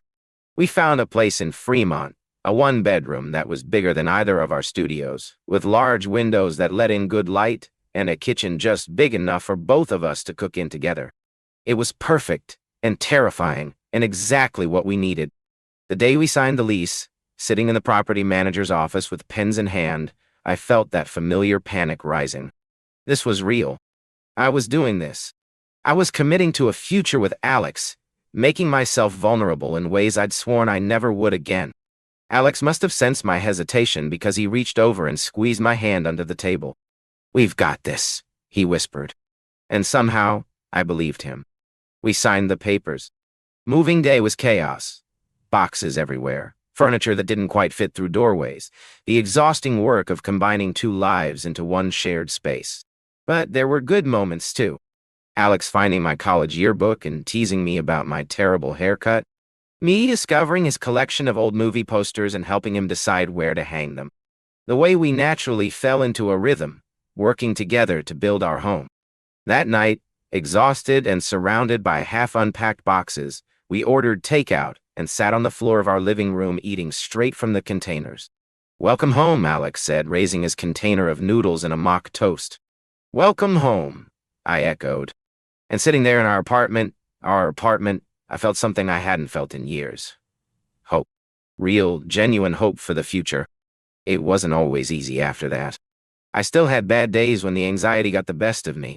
Still had moments when I pulled away, when the fear threatened to overwhelm me. But I learned to recognize those moments, to talk about them instead of letting them fester. And Alex was patient. Not in a martyring way, but in a genuine, loving way. He gave me space when I needed it, and support when I asked for it. He never made me feel broken or difficult, just human. We learned each other in new ways. The small annoyances of sharing space, the comfort of routine, the intimacy of truly building a life together. We had fights about stupid things like whose turn it was to do dishes and important things like how to navigate each other's families. But we always came back to each other, always chose to work through it rather than walk away. 6 months after we moved in together on a quiet evening in October, we were sitting on our couch, the one we bought together after weeks of debate about style and color. Alex was sketching something in his notebook, and I was working on my laptop, both of us comfortable in the companionable silence we'd perfected. "Hey," Alex said, setting down his pencil. "Yeah? Remember when we first met? At Volunteer Park? With the frisbee." "With the frisbee," he confirmed, smiling. "Did you think we'd end up here?" I thought about that, about the person I'd been a year ago, broken and afraid, convinced I'd never trust anyone again. About all the moments between then and now, all the small choices that had led us to this couch, this apartment, this life. "No," I admitted. "I didn't think I'd ever let anyone close enough for this. But you did." "But I did." He set aside his notebook and moved closer, settling in next to me. I closed my laptop and leaned into him, his arm coming around my shoulders in that natural way that felt like breathing. "I'm proud of you," he said quietly, "for doing the work, for facing your fears, for choosing this even when it was scary. I'm proud of us," I corrected, "for being patient with each other, for not giving up." We sat like that for a while, just being together, and I marveled at how far we'd come. How something that had started with a badly thrown frisbee and awkward conversation had grown into this. A real relationship, a real life, a real future. "I love you," I said, the words coming easily now. "I love you too." One Friday evening in late November, almost exactly a year after we'd met, we were getting ready to go out. Some friends were throwing a party, and we'd promised to make an appearance. I was in the bathroom fixing my hair when Alex appeared in the doorway. "Michael?" "Yeah? You don't have to go yet, if you don't want to." Something in his tone made me turn around. He was leaning against the doorframe, watching me with an intensity I couldn't quite read. "What do you mean?" I asked. "I mean..." He pushed off from the doorframe and walked closer. "We could stay in, order food, just be here together. We promised we'd go." "I know, but I'm saying, if you'd rather stay here with me, I'd rather that too." There was something weighted in the air between us, something unspoken but heavy with meaning. I looked at him, really looked at him, at the way he was watching me, the slight nervousness in his posture, the hope in his eyes. And I realized this was another one of those threshold moments. Another choice. Another opportunity to choose connection over fear, presence over avoidance, him over everything else. Yeah, I said softly. Yeah, I'd rather stay. His expression transformed, relief and joy flooding his features. Yeah? Yeah. He closed the distance between us, his hands coming up to frame my face. You're sure? He asked, his voice low. Because once we start this evening, I don't want to stop. I don't want to go anywhere or do anything except be here with you. My heart was racing, but this time it wasn't fear. It was anticipation. What? Dottie. The absolute certainty that this moment, was exactly where I needed to be. I'm sure, I said. He kissed me then, soft and slow and full of promise. And when we broke apart, he took my hand and led me out of the bathroom, back into our living room, back into the life we were building together. We never made it to that party. Instead, we stayed in our apartment as the evening darkened into night, talking and laughing and existing in that perfect bubble of intimacy that comes from truly choosing each other. At some point, the conversation lulled, and we found ourselves sitting on the couch in comfortable silence, me leaning against Alex with his arm around me, both of us watching the city lights through our window. Hey, Alex said softly. Pa? Thank you. For what? For staying, for choosing this, for choosing me. I turned to look at him, saw the emotion in his eyes, the vulnerability he was offering me. Thank you for waiting, I said. For being patient while I figured out how to be brave. Always, he said, and kissed my forehead. We stayed like that as the night deepened around us, two people who'd found each other against all odds, who'd chosen each other despite all their fears and scars and uncertainties. And in the quiet of our shared apartment, in the safety of each other's arms, we sat with the weight of everything unspoken between us, all the words we hadn't said yet, all the promises we were still learning how to make, all the possibilities of what we could become together. The silence stretched out, heavy and alive with potential, full of everything we were and everything we might be. And neither of us moved to break it. The silence wasn't uncomfortable. It was full, pregnant with everything we'd survived to get here, everything we still had to learn about each other, everything we were becoming together. Alex's fingers traced idle patterns on my shoulder, and I could feel his heartbeat through his chest, steady and sure. Outside, the city hummed its endless song, sirens in the distance, the low rumble of traffic, someone's laughter carrying up from the street below. What are you thinking about? Alex asked finally, his voice barely above a whisper, like he was afraid to disturb something fragile. How different this feels, I said. Being here with you versus before, with Daniel. He tensed slightly under me, the way he always did when I mentioned my ex. Not jealousy, I'd learned, but anger on my behalf. Protectiveness. Different how? I thought about how to articulate it, the fundamental shift in how I experienced intimacy now versus then. With Daniel, I was always performing, always trying to be the right version of myself, the one that wouldn't trigger criticism. Every moment felt like a test I might fail.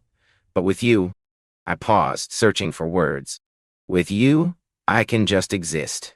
Even the silence doesn't feel like something I need to fill or fix. Alex pressed a kiss to the top of my head. You never have to perform for me, you know that, right? I'm starting to believe it. Starting to? I sat up slightly so I could look at him. Some days I still wait for the other shoe to drop, for you to suddenly realize I'm too much work, too broken. On those days, I catch myself trying to be easier, less demanding, trying to prove I'm worth keeping. His expression shifted, something between sadness and frustration. Michael, you don't have to prove anything. You're not on trial here. I know that intellectually, but knowing something and feeling it are different things. He reached up and cupped my face, his thumb stroking my cheek in that gesture I'd come to love. Then I'll keep reminding you until you feel it, however long that takes. December arrived with unusual cold for Seattle, the kind that made the city feel sharper, more defined. We'd been living together for 3 months now, and we were still learning the rhythms of shared space, how to navigate each other's moods and needs, when to give space and when to push closer. Some things came easily. We'd fallen into a natural division of household tasks without really discussing it. Alex cooked most nights because he enjoyed it. I did the dishes because the repetitive motion soothed my anxiety. We took turns with laundry, grocery shopping, the mundane logistics of building a life together. Other things were harder, like the fact that I still sometimes woke up in the middle of the night convinced Alex had left, that this had all been some elaborate dream and I'd wake up alone in my old studio apartment with Daniel's voice still echoing in my head.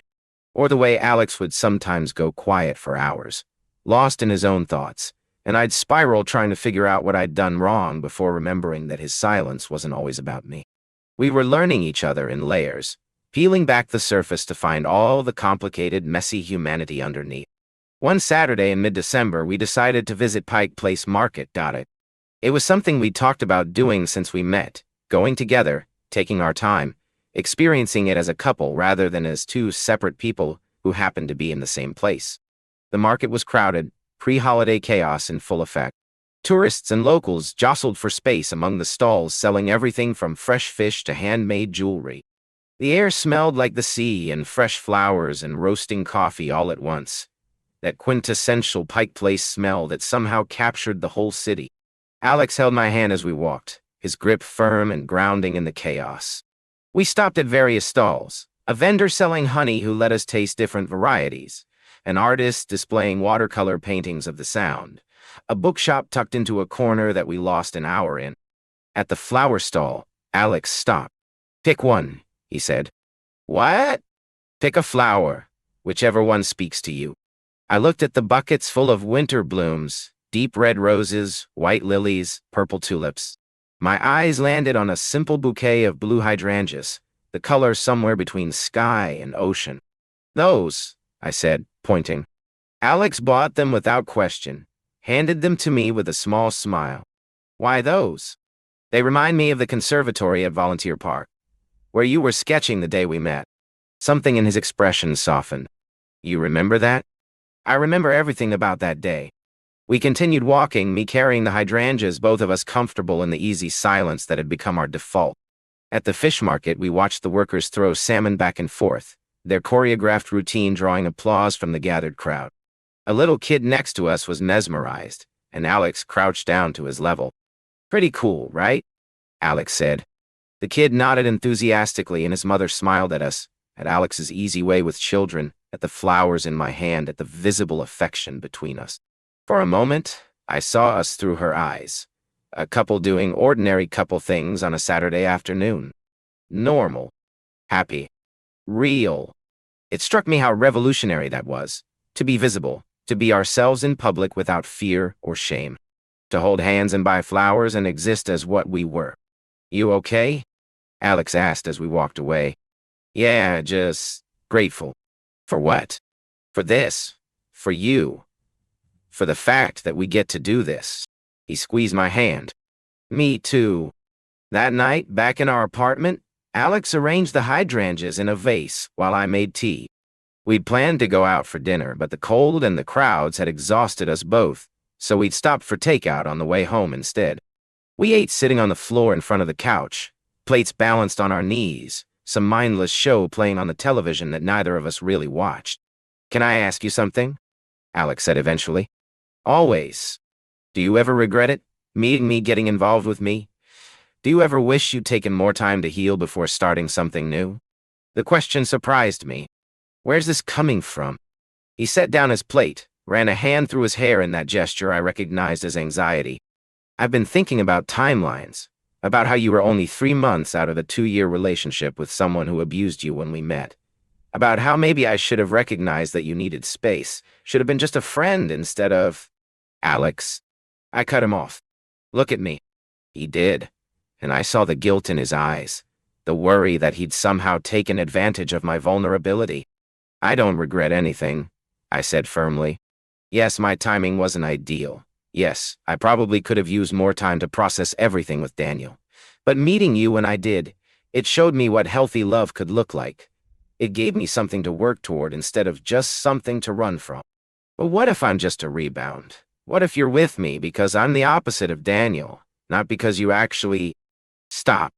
I moved closer, took his hands in mine. "You're not a rebound. You're not a reaction to Daniel.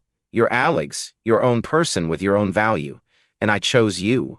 Not because you're different from him, but because of who you are. How do you know? Because I've done the work in therapy. I've asked myself these questions 100 times. And every time the answer is the same. I love you for you. Not for what you represent or what you're not. Just for who you are. He nodded slowly, but I could still see doubt in his eyes. What brought this on? I asked gently. My mom called yesterday, while you were at work. Aye. Ah, that explained it. Alex's relationship with his parents was complicated. They'd been trying, slowly, to accept his sexuality. But it was a process full of backsliding and hurtful comments disguised as concern. What did she say? She asked if I was sure about us. About you. She said it seemed fast, that I'd just come out of an engagement and maybe I was rebounding too. That maybe I was confusing gratitude for someone accepting me with actual love. I felt anger flare in my chest. That's bullshit. Is it though? I mean, what if she's right? What if we're both just using each other to feel less alone? What if this isn't real? I looked at him, really looked at him. At the fear in his eyes, the vulnerability. This wasn't just about his mother's comments. This was deeper, older. The same insecurity that had been there since the beginning. The worry that he'd never really learned how to love a man because he'd spent so long pretending to be someone else. Do you love me? I asked. Yes, you know I do. Do I make you happy? Yes. Do you want to be with me? Not because I'm convenient or because I accept you, but because you genuinely enjoy my company and can see a future with me? Yes, to all of it. Then that's real. That's what love is, choosing each other every day, even when it's hard or scary. It's not some magical feeling that validates itself. It's a decision we make over and over. He was quiet for a long moment, processing. My mom also said that you're probably still in love with your ex, that people who've been abused don't just get over it, that I'm setting myself up to be hurt when you go back to him. The anger I'd felt before turned cold and sharp. I will never go back to Daniel. Never. What he did to me, Alex, you have to understand, I would rather be alone for the rest of my life than spend another day in that relationship. Your mother doesn't know what she's talking about. I told her that, but she kept pushing, saying I was naive, that I didn't understand trauma, that... His voice cracked. I'm sorry. I shouldn't have let her get in my head like this. I pulled him into a hug, and he collapsed against me, all the tension draining out of him. Your mother is dealing with her own shit, I said quietly. She's scared of losing you, scared of this version of you she doesn't understand. So she's trying to undermine what we have, because if we don't work out, maybe you'll go back to being the son she knew. But that's her fear, not reality. I know, I do know that. But hearing her say those things, it triggered all my own doubts. I get it. My sister has said similar things, though with less malice. Everyone has opinions about our relationship, our timing, whether we're moving too fast or too slow. But the only opinions that matter are ours. He pulled back enough to look at me. Do you really think we're going to make it, long term? I think we have as good a chance as anyone. Maybe better. Because we've both been through enough to know what we don't want. We know what real pain looks like, so we're careful with each other. I don't want to hurt you. I don't want to hurt you either. But Alex, hurt is inevitable in any relationship. The question isn't whether we'll hurt each other. It's whether we'll work through it when we do. He nodded, some of the tension finally leaving his shoulders. I'm sorry, he said, for letting my mother's bullshit become our problem. You don't have to apologize for having feelings. That's what I'm here for, to help you process this stuff, same as you do for me. We sat there for a while longer, holding each other, letting the conversation settle. The takeout had gone cold, and the television was playing some commercial neither of us registered. Hey, I said eventually, want to know something? What? Even on the days when I'm scared or doubting everything, I've never once doubted that you love me. You've shown me that in 100 different ways. So whatever your mother says, whatever doubts you have about yourself, know that I see you. I see how you love me. And it's real. He kissed me then, soft and grateful and full of relief. The holidays were complicated that year. Alex's parents invited him to Texas, but he declined, not ready to navigate that minefield in person. My sister invited us both to Ohio, but the thought of bringing Alex into that chaos, meeting my whole extended family, fielding a million questions about our relationship, felt overwhelming for both of us. So we stayed in Seattle and made our own traditions. On the holiday itself, we slept late, made a simple meal together, and spent the day in pajamas watching old movies. It was quiet and perfect, and exactly what we both needed. Is this weird? Alex asked at one point. Being alone for the holidays? A little, I admitted, but also kind of nice. No pressure, no performance, just us. Just us, he echoed, and smiled. That evening, we bundled up and walked through our neighborhood. Many houses had lights strung up, windows glowing warm against the cold darkness. We held hands and didn't talk much, just walked and observed and existed together. At one house, we stopped to watch a family through their front window. Parents, kids, grandparents all gathered around a table playing some board game. They were laughing, arguing good-naturedly about rules, completely absorbed in each other. That's what I want, Alex said quietly. Not the heteronormative nuclear family thing, but that sense of belonging. Of having people who choose to spend time with you, not because they have to, but because they want to. We have that, I said. With each other. I know, but I mean more. A wider circle. Friends, chosen family, a life that's full. We'll build it, I said. It takes time, but we'll get there. He leaned his head against my shoulder. Promise? Promise. January arrived with its usual post-holiday bleakness. The city felt gray and tired, everyone exhausted from the forced cheer of the season. Work picked up for both of us. Alex had several freelance projects with tight deadlines, and my company was launching a new product that required long hours and weekend work. We saw less of each other, our schedules misaligned. Ships passing in the night, leaving notes on the counter and texts about when we'd be home. It should have been fine.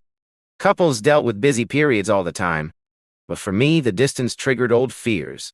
I started cataloging small things, the way Alex seemed distracted when we did talk, how he'd stopped initiating physical affection as frequently, the fact that we hadn't had sex in 2 weeks. Each observation fed the narrative in my head. He's getting tired of you. He's realizing you're not worth the effort. He's going to leave. I knew intellectually that I was spiraling, that Alex was just stressed and busy, not pulling away. But knowing it didn't stop the anxiety from building.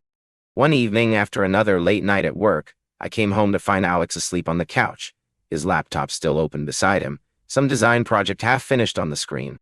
I stood in the doorway watching him sleep, and the wave of love I felt was immediately followed by terror. Because loving him this much meant he had the power to destroy me. Every day I gave him more of myself, more vulnerability, more trust. And what if he decided it wasn't worth it? I must have made some sound because Alex stirred, his eyes opening. Hey, he said, his voice rough with sleep. What time is it? Almost 11. You should go to bed properly. He sat up, rubbing his face. Yeah, I fell asleep working. This project is killing me. The client keeps changing their mind about basic design elements. Sounds frustrating. It is. How was your day? Fine. Long. We moved around each other carefully, going through the motions of getting ready for bed. Brushing teeth, changing clothes, the mundane rituals that normally felt intimate but tonight just felt mechanical.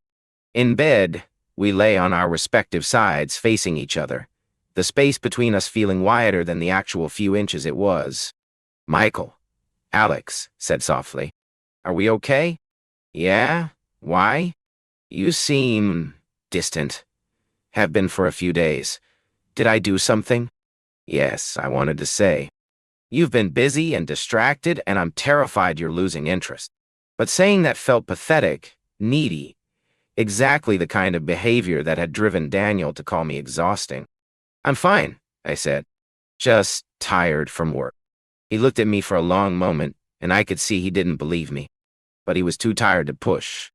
Okay, he said. But if something's wrong, you'll tell me, right? We promised we'd communicate. I will. I promise.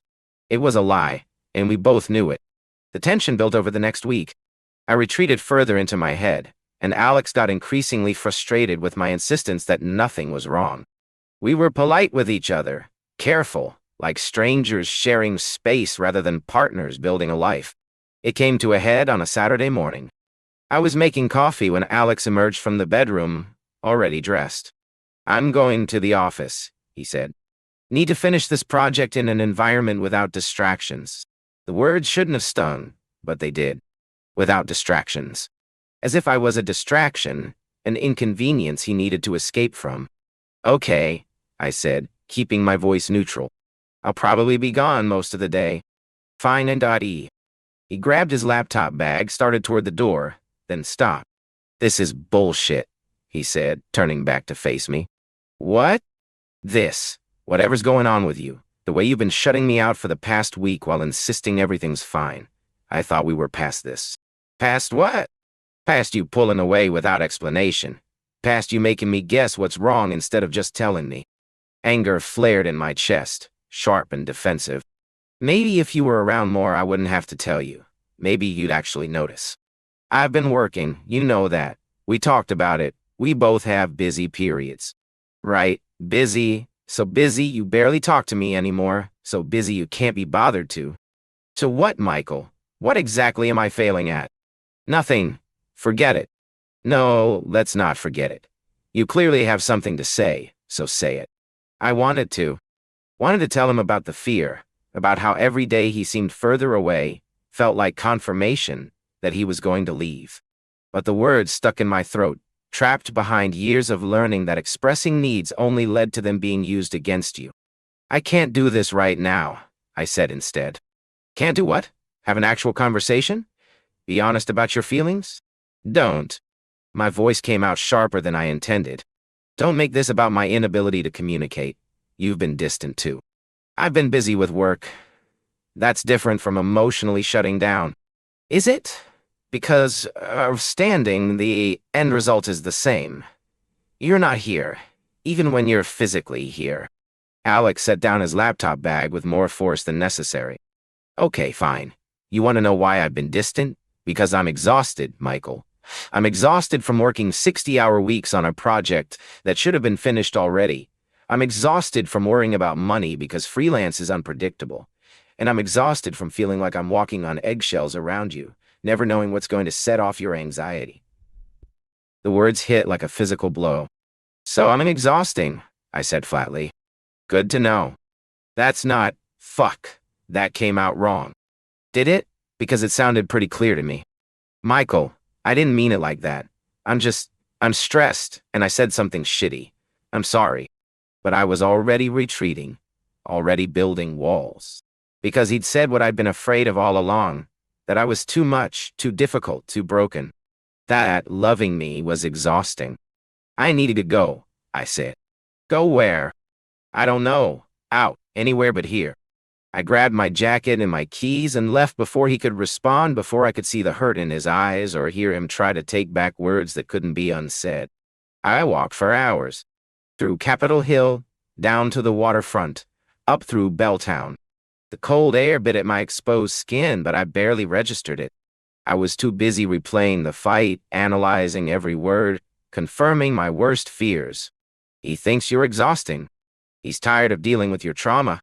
You're driving him away just like you knew you would." Daniel's voice echoed in my head. "You're so fucking needy. Why do you always have to make everything about you?" My phone buzzed repeatedly. Texts from Alex that I didn't read. I knew if I looked at them, I'd either see anger that would confirm I'd ruined everything, or apologies that would make me feel guilty for leaving. I ended up at Gasworks Park, sitting on the cold ground watching the water. The skyline across the lake looked different in winter, starker, less forgiving. Or maybe that was just my state of mind. A voice in my head that sounded suspiciously like Dr. Chen said, "You're catastrophizing. One fight doesn't mean the relationship is over. Go home and talk to him." But another voice, older, louder, more familiar, said, "He's already done with you. You might as well accept it now before it hurts worse." I sat there until the cold became unbearable, until I couldn't feel my fingers or toes, until the sun started its descent toward the horizon. Finally, reluctantly, I headed home. Alex was sitting on the couch when I walked in, laptop closed beside him. He'd clearly been waiting. "Hi," he said carefully. "Hi. Can we talk, please? I nodded, sat down on the opposite end of the couch, close enough to have a conversation, far enough to maintain distance. I'm sorry, Alex started, for what I said about being exhausted. That was cruel and unfair, and it's not what I meant. Yeah. Then what did you mean? He sighed, rubbed his face. I meant I'm exhausted from life right now, from work stress and money stress and trying to figure out how to be a good partner while also dealing with my own shit. But I took that out on you, made it seem like your trauma is a burden, and that's not true. You're not exhausting. You're not exhausting. Your needs aren't too much. I wanted to believe him. But Daniel had said similar things, apologized for cruel comments, claimed he didn't mean them, only to say them again the next time he was stressed. How do I know you won't say it again? I asked quietly. How do I know that's not what you really think? Because I'm telling you it's not. And because when I fuck up, when I say something hurtful, I'm going to own it and work on it. I'm not going to gaslight you or pretend it didn't happen. Daniel used to apologize too. I'm not Daniel. His voice was firm, but not angry. I know you're waiting for me to turn into him, waiting for the other shoe to drop. But Michael, I can't spend our entire relationship proving I'm not your ex. At some point, you have to choose to trust me. I do trust you. Do you? Because you've been spiraling for a week, convinced I was pulling away and you didn't say anything? You just retreated into your head and started building a case against me. He wasn't wrong. I had been doing exactly that. I was scared, I admitted. You've been so busy, and we barely see each other. And when we do, you seem distracted. And I started thinking maybe you were realizing I'm not worth the effort. Michael. He moved closer, took my hands in his. Look at me. I did, reluctantly. You are worth the effort. You are worth everything. Yes, I've been distracted. Work has been hell, and I've been stressed. But that has nothing to do with you or how I feel about you. But I said something shitty when I was stressed. I'm human, and I make mistakes. But one shitty comment doesn't erase everything else. It doesn't erase the fact that I love you, that I chose to build a life with you, that I want a future with you. What if it happens again? What if next time you're stressed, you say something worse? Then we'll deal with it. We'll talk about it like we're doing now. But Michael, you can't use every argument or harsh word as proof that I'm going to abandon you. That's not fair to either of us. I knew he was right.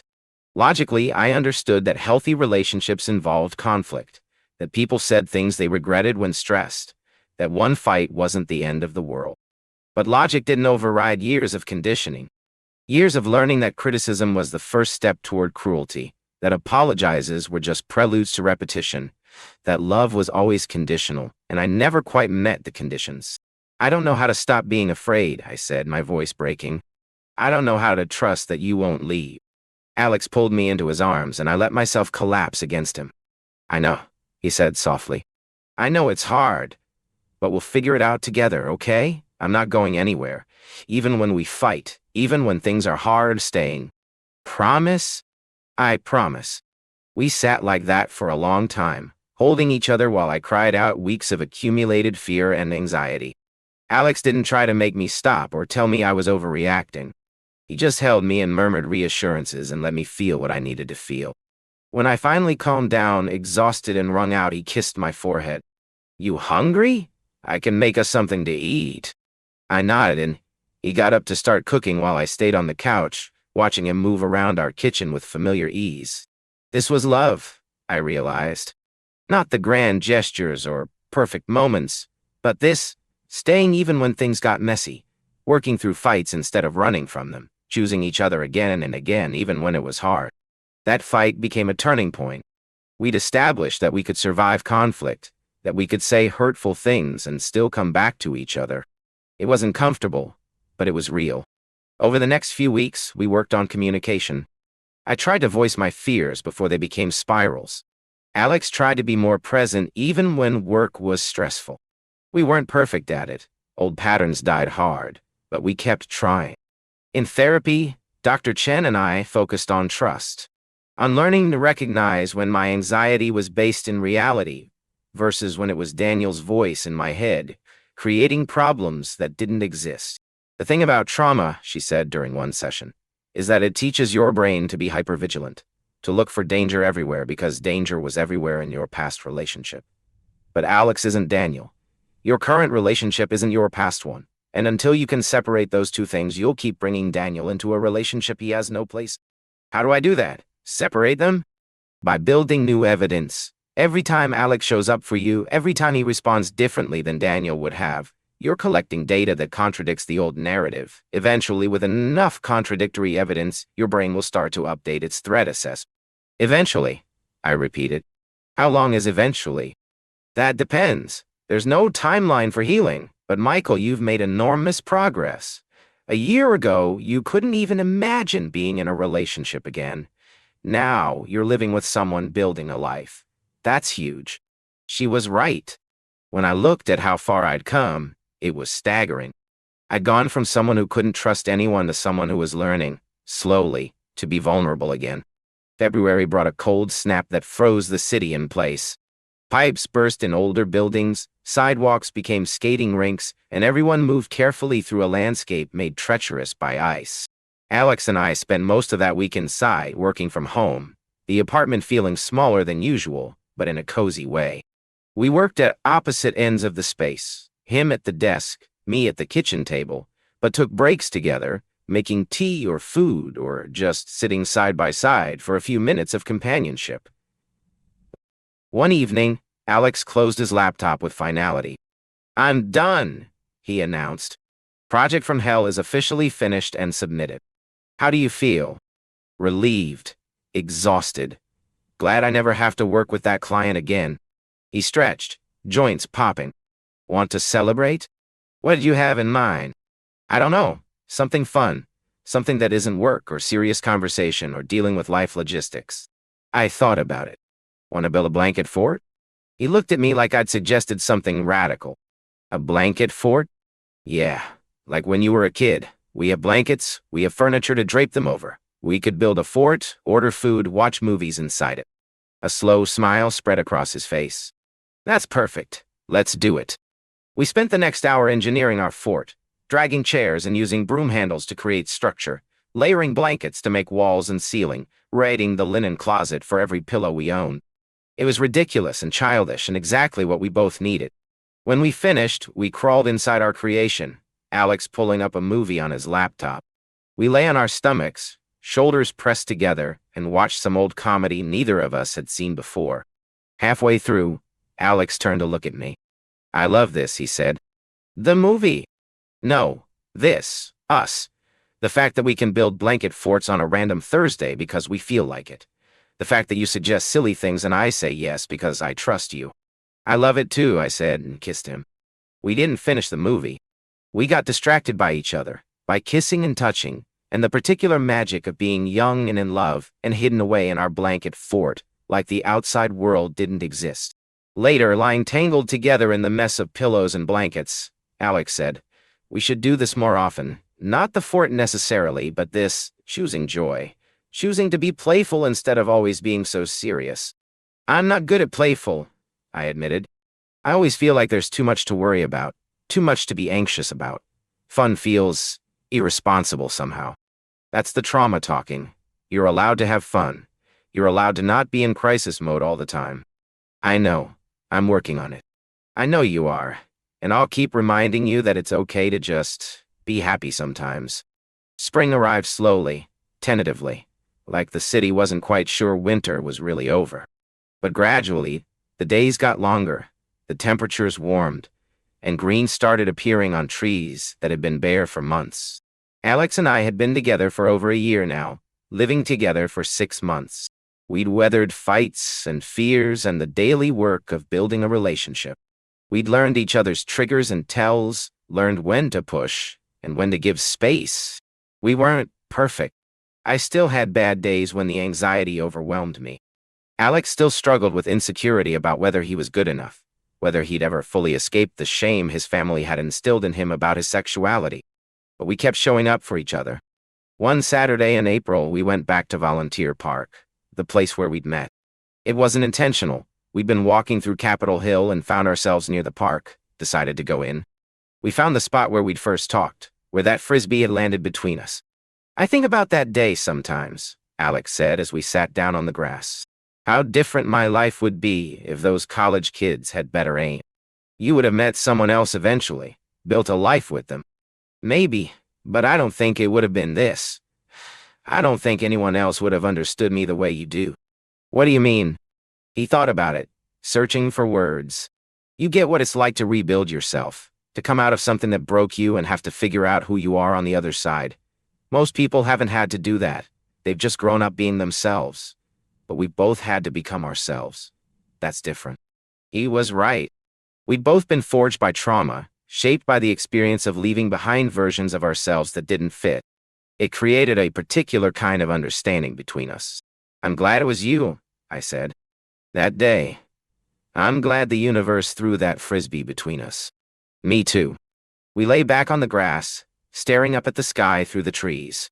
Clouds moved slowly overhead, and somewhere nearby a group of kids was playing, their laughter carrying on the breeze. Michael, Alex said after a while. Yeah? I want to tell you something, but I don't want you to freak out. My stomach immediately tensed. Okay. I've been thinking about the future, our future, and I know we've talked about taking things slow, not rushing, making sure we're both ready. But I want you to know, I can see it, all of it, growing old with you, building a life that's bigger than just the two of us. Maybe getting married someday, if that's something you want. Maybe not, if it's not. But a real future. A permanent. My heart was pounding. A year ago, hell, 6 months ago, this conversation would have sent me into a panic spiral. But now, lying on the grass where we'd met, listening to Alex talk about forever, I just felt calm.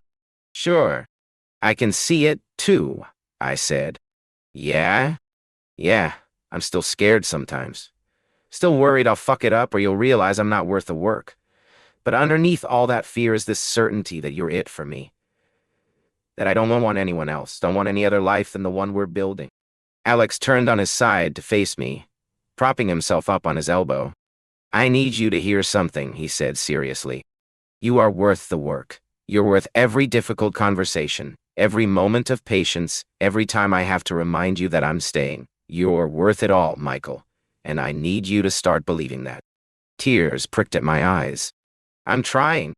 I know. And I see you trying. I see how hard you work in therapy, how you push yourself to be vulnerable even when it terrifies you. I see all of it, and I'm so fucking proud of you. I pulled him down and kissed him, trying to convey everything I felt and couldn't quite articulate. Gratitude, love, hope, fear, all of it tangled together in a knot I was slowly learning to untangle. When we broke apart, we just looked at each other, and I thought about how far we'd come. From two broken people who met by accident to this, two people choosing to heal together, choosing to build something real despite all our scars and fears. That summer, we went to Pride again. Our second one together, though the first where we were fully, unambiguously a couple. We walked through the crowds holding hands, watching the parade, soaking in the energy of thousands of people celebrating who they were.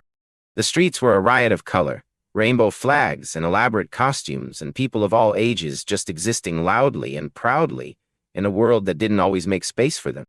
At one point, we ended up near the front of the crowd as a group of older men went by, men in their 60s and 70s who'd survived the AIDS crisis, who'd fought for rights we now took for granted. They waved to the crowd with a particular kind of joy that came from surviving, from making it to an age they'd been told they'd never reach. I felt Alex's hand tighten in mine. That's what I want, he said, gesturing to the older men. To make it to that age with you. To be one of those couples who survived everything and came out the other side still together. We will, I said, and was surprised to find I actually believed it. We spent the rest of the day wandering through Capitol Hill, running into friends and acquaintances, joining impromptu dance parties in the street.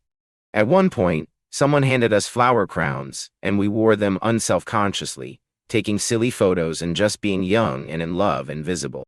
As the sun set and the crowd started to thin, we walked back toward our apartment, tired and happy and covered in glitter. Best day, Alex declared. Best day, I agreed. At home, we collapsed on the couch, too exhausted to even consider going out for dinner like we'd vaguely planned. Order in? Alex suggested. Definitely.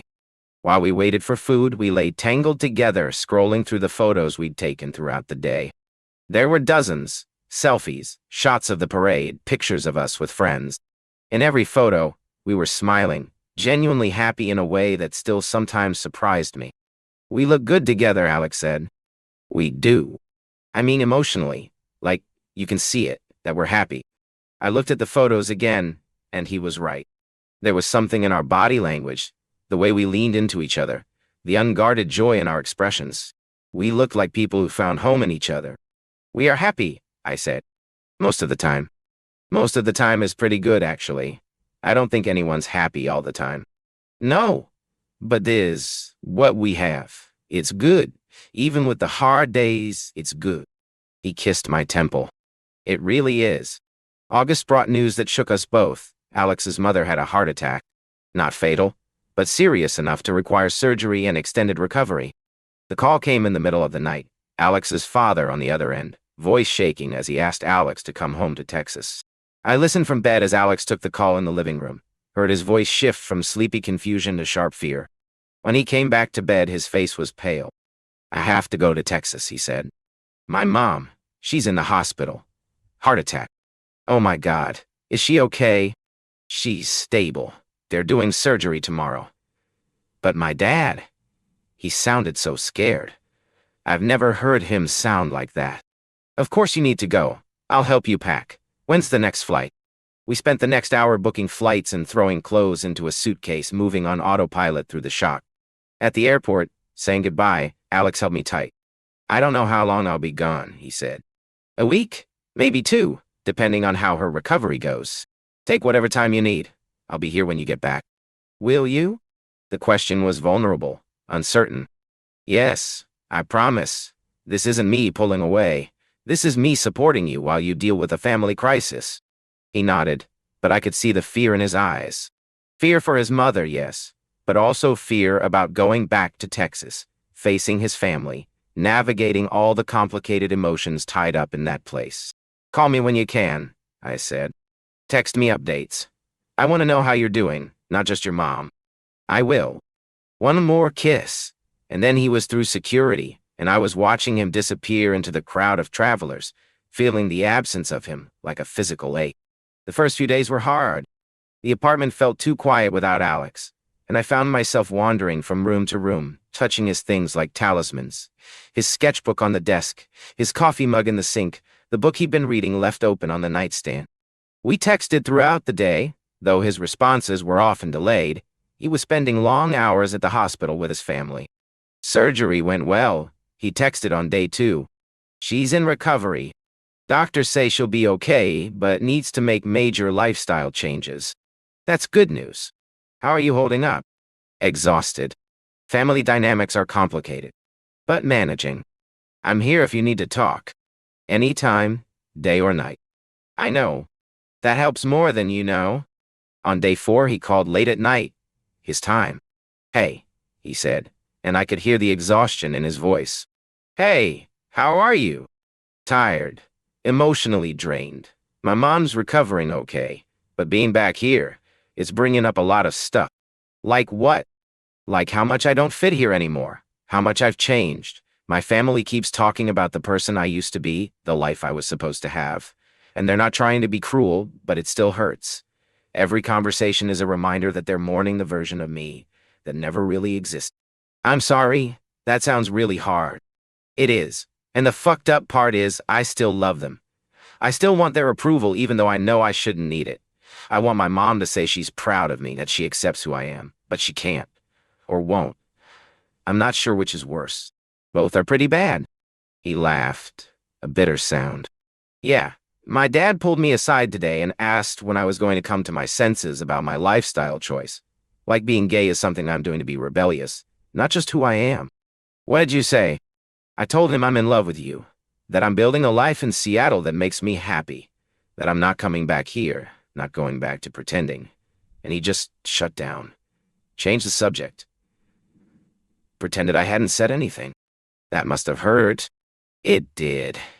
It does.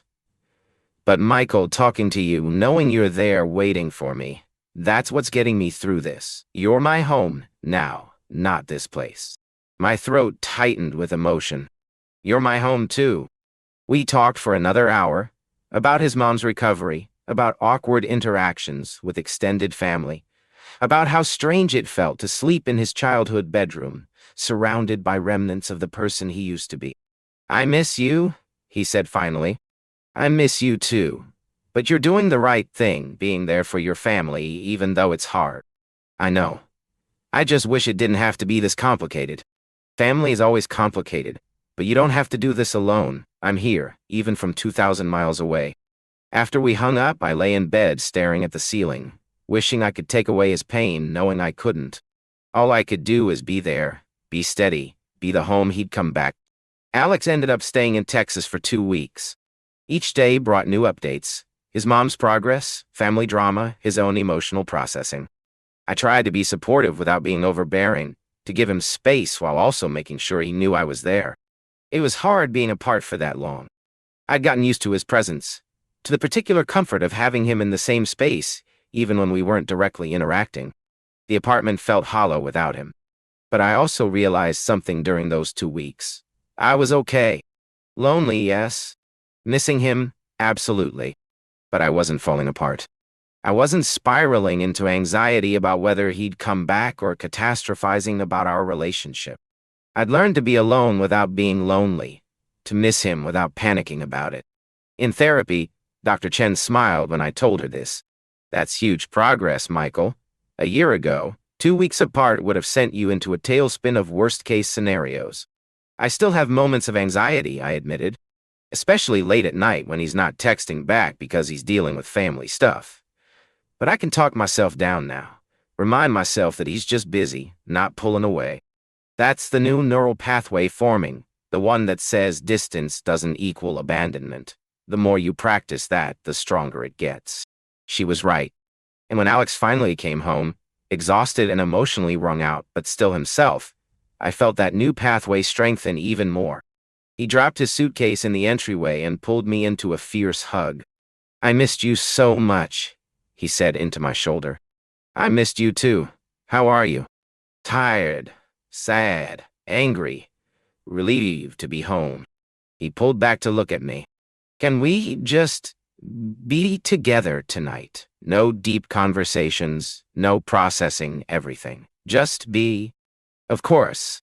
We spent that evening on the couch, Alex's head in my lap while I ran my fingers through his hair. We didn't talk much, just existed together while some mindless show played on the television. Eventually, Alex said, "My mom asked about you before I left." What did she say?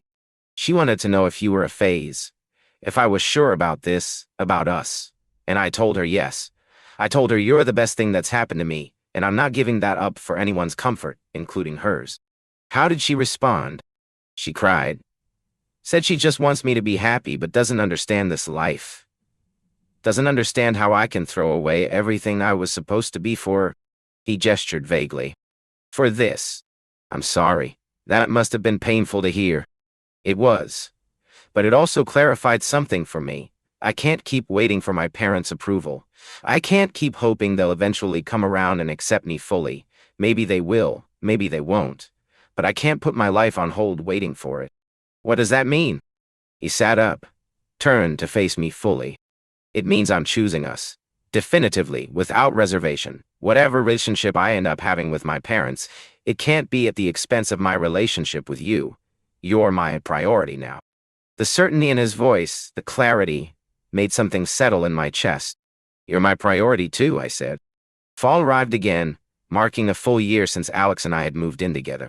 The leaves changed color, the air grew crisp, and the city took on that particular quality of light that made everything look like a memory in the making. We'd survived a year of cohabitation, all the daily negotiations of shared space, the fights and reconciliations, the mundane realities of building a life together. We'd survived distance and family drama and our own individual struggles with mental health.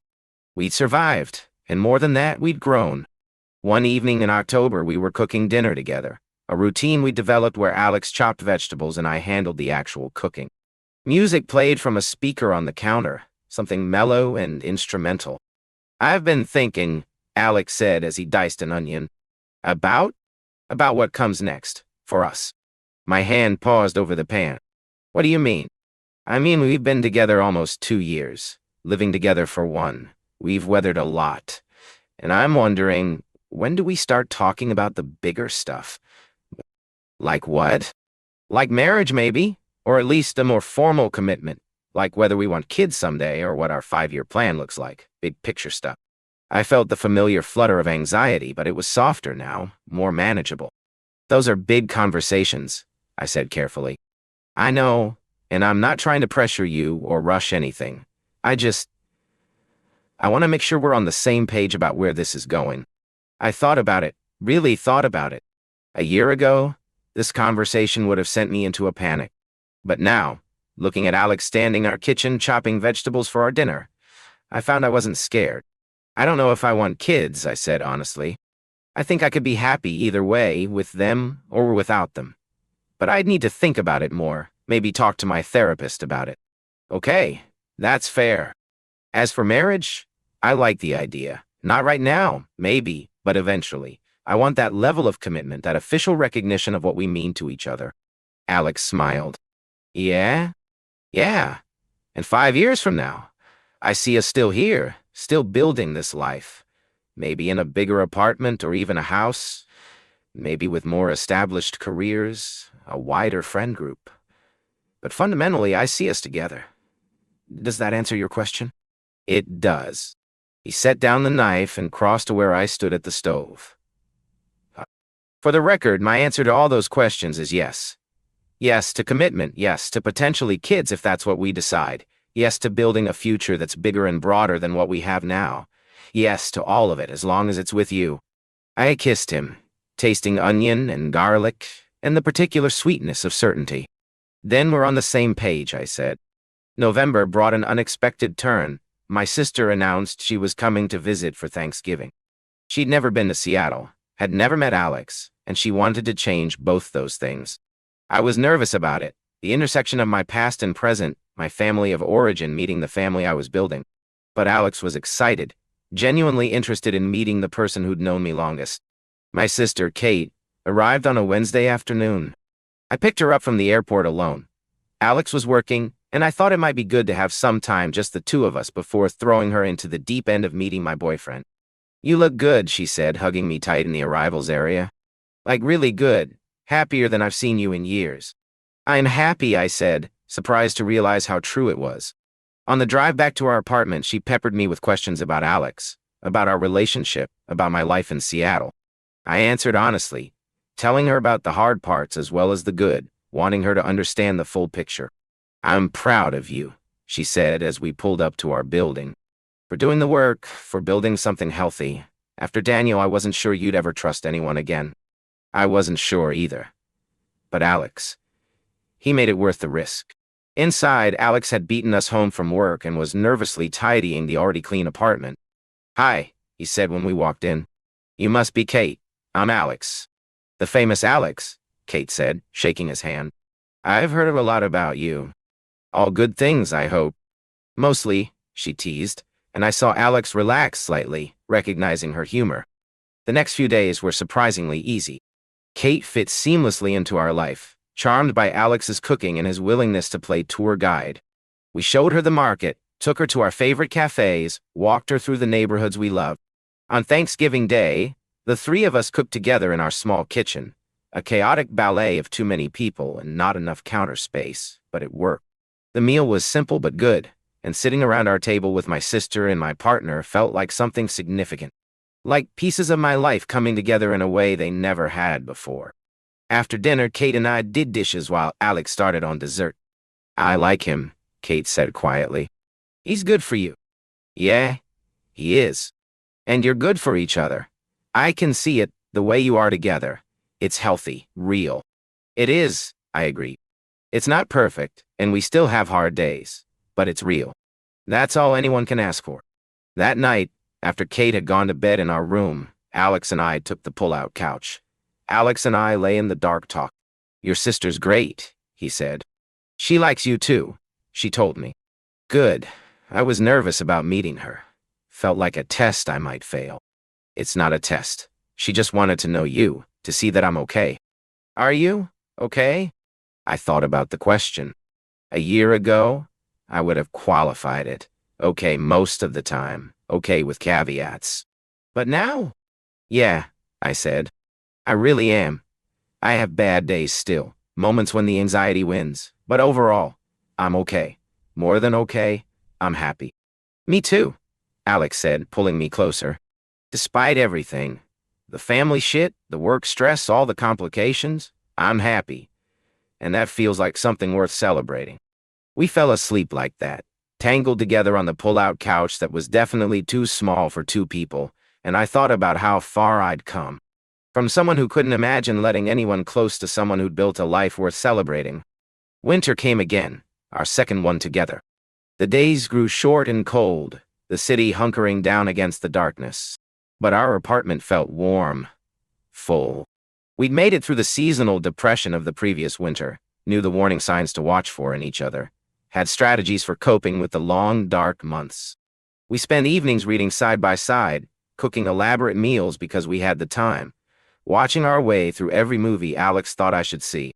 We had friends over sometimes, a small circle we built slowly, people who understood us and accepted us. On New Year's Eve, instead of going out to parties or doing anything elaborate, we stayed home. At midnight, we stood on our small balcony despite the cold, watching fireworks bloom over the city. New Year, Alex said. New possibilities. Same us, though, I said. Just better versions. I'll take that.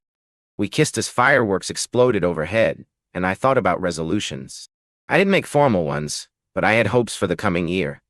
To keep healing, to keep growing, to keep choosing this relationship, and this life even when it was hard.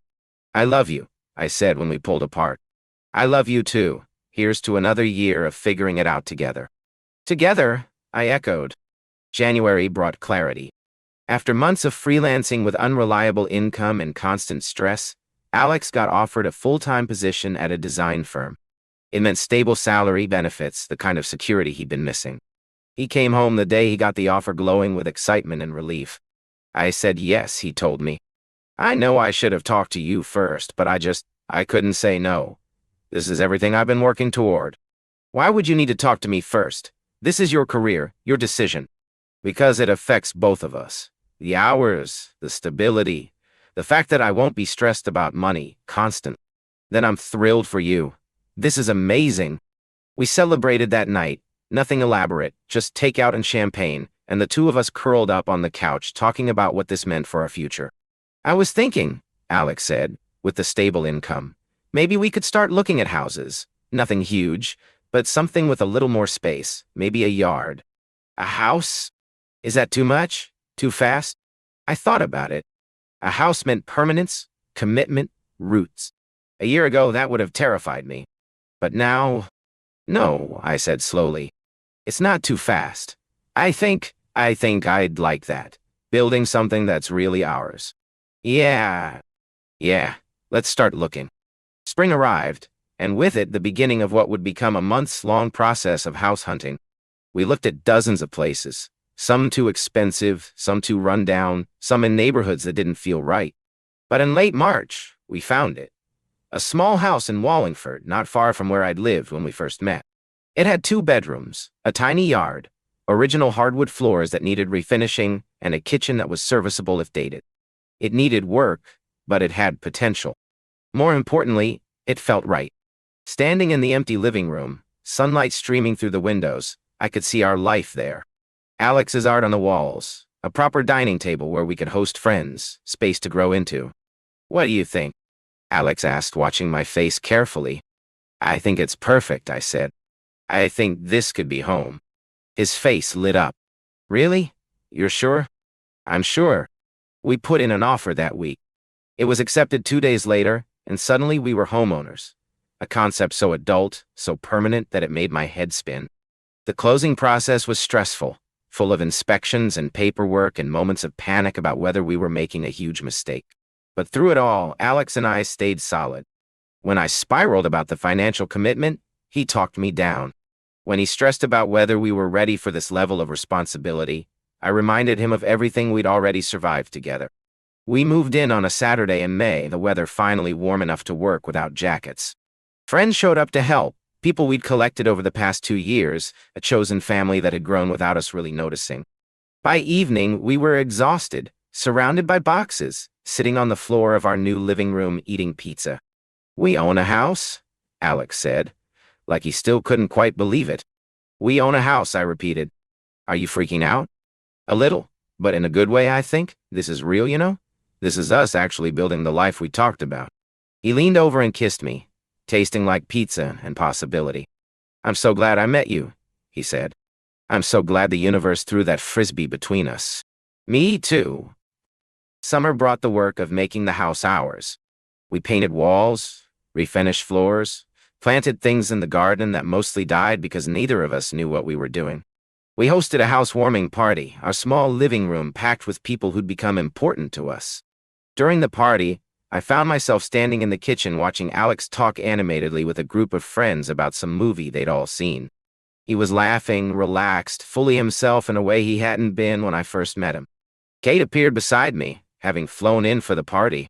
"You're staring," she said. "I'm appreciating." "He's good for you. You know that, right?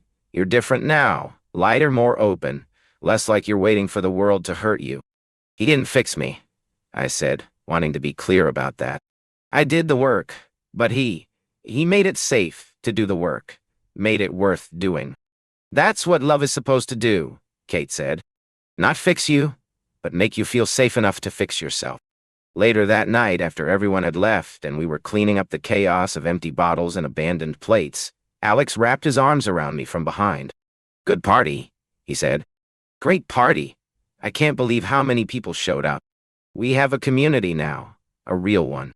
He was right. Somewhere along the way, while we were focused on each other and our relationship, we'd built a life that extended beyond just us. We had friends who checked in, who invited us to things, who showed up when we needed them. "How did we get so lucky?" I asked. "I don't know if luck had anything to do with it. I think we just kept showing up, kept trying, kept choosing this." Our second Pride together felt different from the first. We were more established now, more secure in ourselves and each other. We walked through the parade route holding hands, waving to friends, soaking in the joy and chaos of it all.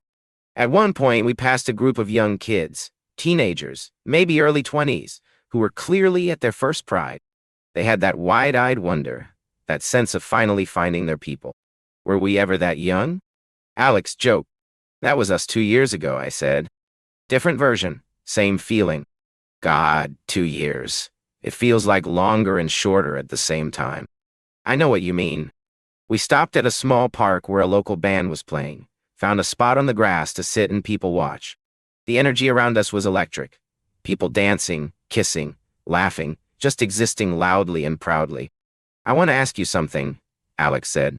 "Okay? And I want you to really think about it before you answer. No rushing, no pressure." My heart rate picked up. "You're making me nervous." "Don't be nervous. It's a good question." He took a breath. "Will you marry me?" The world seemed to stop. The music, the crowd, everything faded to background noise. "What?" "I'm asking you to marry me. Not right now necessarily. We can have a long engagement if you want. But Michael, I want to spend my life with you. I want to make it official, make it permanent. I want to stand up in front of everyone we know and say, this is it. This is the person I choose." I stared at him, my mind racing. Marriage. The ultimate commitment. The thing I'd been sure I'd never be ready for. But looking at Alex, at the hope and fear and love in his eyes, I realized I was ready. Not perfectly, not without any lingering anxiety, but ready enough. "Yes," I heard myself say. "Yes, yes, I'll marry you." His face transformed, joy flooding his features. He pulled a small box from his pocket, had he been carrying it around all day, and opened it to reveal 2 simple silver bands. "I wasn't sure if you'd say yes," he admitted, hands shaking slightly as he slipped one ring onto my finger. "I've been carrying these for a week, waiting for the right moment." "This is the right moment," I said, and kissed him. Around us, people noticed what was happening. Someone started clapping, then others joined in, until we were surrounded by a crowd of strangers celebrating our engagement with us. It was perfect.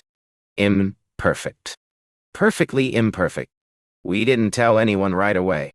We spent the rest of Pride just the two of us, soaking in the reality of what we'd agreed to, trying on the new identity. Fiancés. That night, lying in bed in our house, we finally started talking about the logistics. Long engagement, I said. I need time to wrap my head around this. However long you need. And nothing huge. I don't want a massive wedding with hundreds of people. Me neither. Just the people who matter. Your parents will be invited. Whether they come is up to them. But Michael, I'm not letting their discomfort dictate our lives anymore. If they can't be happy for us, that's their loss. When should we tell people? Whenever you're ready. There's no rush. We told Kate first. She cried, said she was happy for us, said she'd known from the moment she met Alex that this was it for me. We told our friends at a casual dinner a week later, showed them the rings, accepted their congratulations and excitement. Alex called his parents. The conversation was short, strained. They said congratulations but couldn't hide their lack of enthusiasm. He came away from the call quiet and hurt, and I held him while he processed the reality that his parents might never fully accept his life. I'm sorry, I said. It's not your fault, and honestly, I'm done apologizing for being happy. If they can't be part of this, that's their choice. We set a date for the following summer, over a year away, giving us time to plan, but also giving me time to not panic about it. We started looking at venues, talking to caterers, all the mundane logistics of planning a wedding. But more than that, we kept living our lives. Alex thrived in his new job. I got promoted at work. We adopted a cat, an orange tabby we named Milo, who immediately took over the house in our hearts. We had fights, because that's what people in long-term relationships do. We disagreed about how to organize the kitchen, about whose turn it was to clean the bathroom, about whether to accept his parents' invitation to visit for the holidays. We ultimately decided yes, one last attempt at bridge building. But we always came back to each other. Always chose to work through the hard stuff rather than walk away.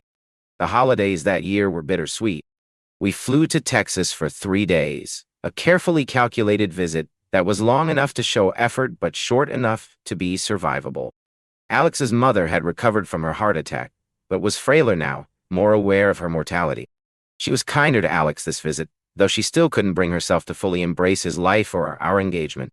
His father was more difficult. He pulled me aside one evening and said, I hope you know what you're doing. Getting married. This lifestyle. It's not easy. There will be people who judge you, discriminate against you. Are you prepared for that? We're prepared for anything, I said firmly. We've already faced judgment and discrimination. We've survived worse. We'll keep surviving. He looked at me for a long moment, and I couldn't tell if he was impressed or disappointed. On the flight home, Alex was quiet, processing the visit. Are you okay? I asked. Yeah, I think so. It's just hard, you know? Wanting their approval even though I've accepted I'll probably never fully get it. Part of me still wants my dad to shake your hand and welcome you to the family. To tell me he's proud of who I've become. I know. But I also know that his inability to accept me doesn't reflect on my worth. That's his limitation, not mine. That's very therapist of you. He laughed. I've been reading your books. Good. They're helping. Winter passed into spring and suddenly the wedding was just months away. We finalized details, sent invitations, had moments of panic about whether we were really ready for this. But underneath the stress was a current of certainty. This was right. We were ready. One evening in April, sitting in our living room with Milo purring between us, Alex said, Do you ever think about how different our lives would be if we hadn't met? All the time. Where do you think you'd be? I thought about it honestly. Probably still stuck. Still letting Daniel's voice in my head dictate my choices. Maybe in another relationship that wasn't healthy, just because I didn't think I deserved better. And now? Now I know I deserve to be loved well. And I know how to do the work to accept that love. You taught me that. You taught yourself that. I just provided a safe space for you to learn. We taught each other, I amended. You learned how to be yourself. I learned how to trust. We did that together. He smiled. We make a good team. The best. The wedding was small, held in our backyard on a warm June evening. Maybe 40 people. Close friends, Kate and her family, a few relatives from my side who'd made the trip. Alex's parents came. They were stiff, uncomfortable, but they came. His mother hugged him before the ceremony and whispered something I couldn't hear, but whatever it was made Alex's eyes shine with tears. We'd written our own vows, standing under an arch that friends had helped us build, surrounded by people who loved us. I looked at Alex and said, 2 years ago, I didn't think I'd ever trust anyone again. I didn't think I deserved to be loved without conditions, or that I was capable of being a good partner. You proved me wrong about all of it. You showed me what healthy love looks like. Patient, kind, honest. You gave me space to heal while also challenging me to grow. You made me believe I was worth the effort. And now I get to spend my life proving to you you're worth every effort. Worth every effort. Alex's vows were similarly tear-inducing, promising to love me through the anxiety and fear, to remind me of my worth, to build a life that was big enough for both of us. When we kissed, the small crowd erupted in cheers, and I felt something shift inside me. A final piece clicking into place. We were married. The reception was casual, a potluck dinner in our backyard, drinks flowing freely, music from a playlist we'd spent weeks perfecting. People danced on our patio, told embarrassing stories during toasts, celebrated this moment with us. Late in the evening, after most guests had left and we were sitting on our back steps watching the last few friends clean up, Alex said, "We did it." We did. How do you feel, besides exhausted? Happy, scared, hopeful, all of it. Me too. He leaned his head on my shoulder. You know what I realized today? What? This isn't the end of something. It's not even really the beginning. It's just continuation. We've been building this life for years now. The wedding was just making it official. He was right. We'd already done the hard work, learning each other, healing together, building trust brick by brick. The wedding was just a celebration of what we'd already created. I love you, I said. I love you too, husband. Husband, I repeated, testing out the word. It fit. Our life continued after the wedding much as it had before. We went back to work, to the daily routines we'd established, to the comfortable rhythm of partnership. But there was a deeper security now. A sense of permanence that felt both grounding and liberating. We'd made promises to each other in front of witnesses, committed to this life in the most formal way we knew how. The trauma didn't magically disappear. I still had bad days when the anxiety overwhelmed me, when Daniel's voice echoed in my head telling me I wasn't enough. Alex still struggled with his family's lack of acceptance, with the internalized shame he'd carried for so long. But we'd learned how to navigate those moments, how to support each other without trying to fix each other, how to give space when needed and closeness when wanted. One evening in September, almost exactly 3 years after we'd met, we were sitting on our back porch watching the sunset. Milo was curled up on Alex's lap, and I was leaning against him, his arm around my shoulders. Do you remember what I said to you that first time you stayed over? Alex asked. Back in my old studio apartment? You said a lot of things that night. I told you to let me prove you were enough, every single day.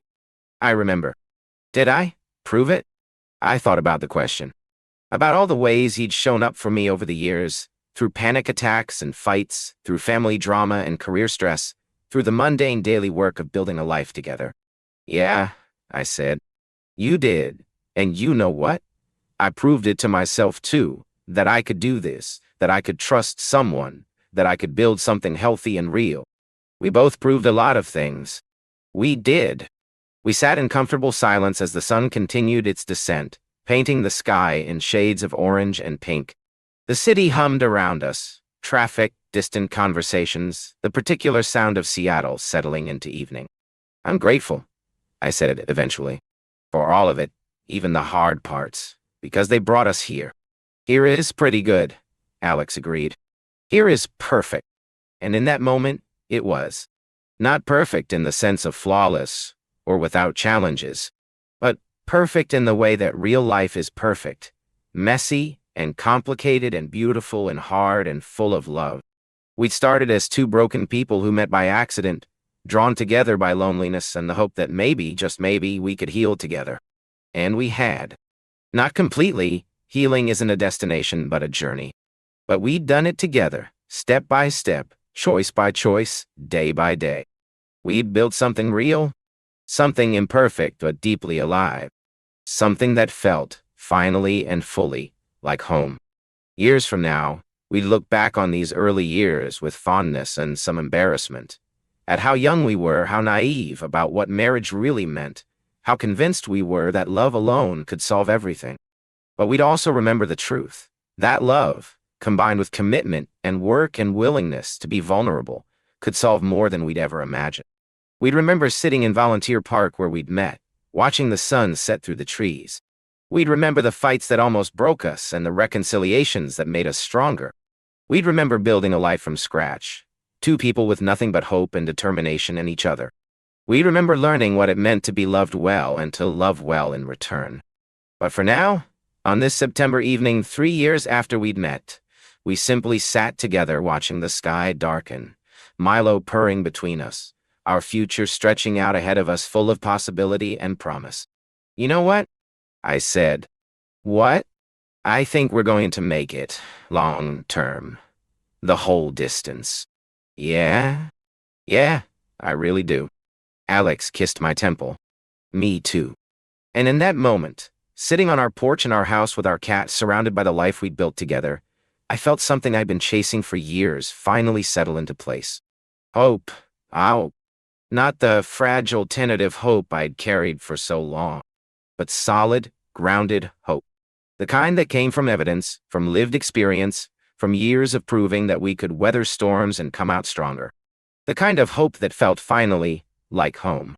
The kind of hope that felt like forever.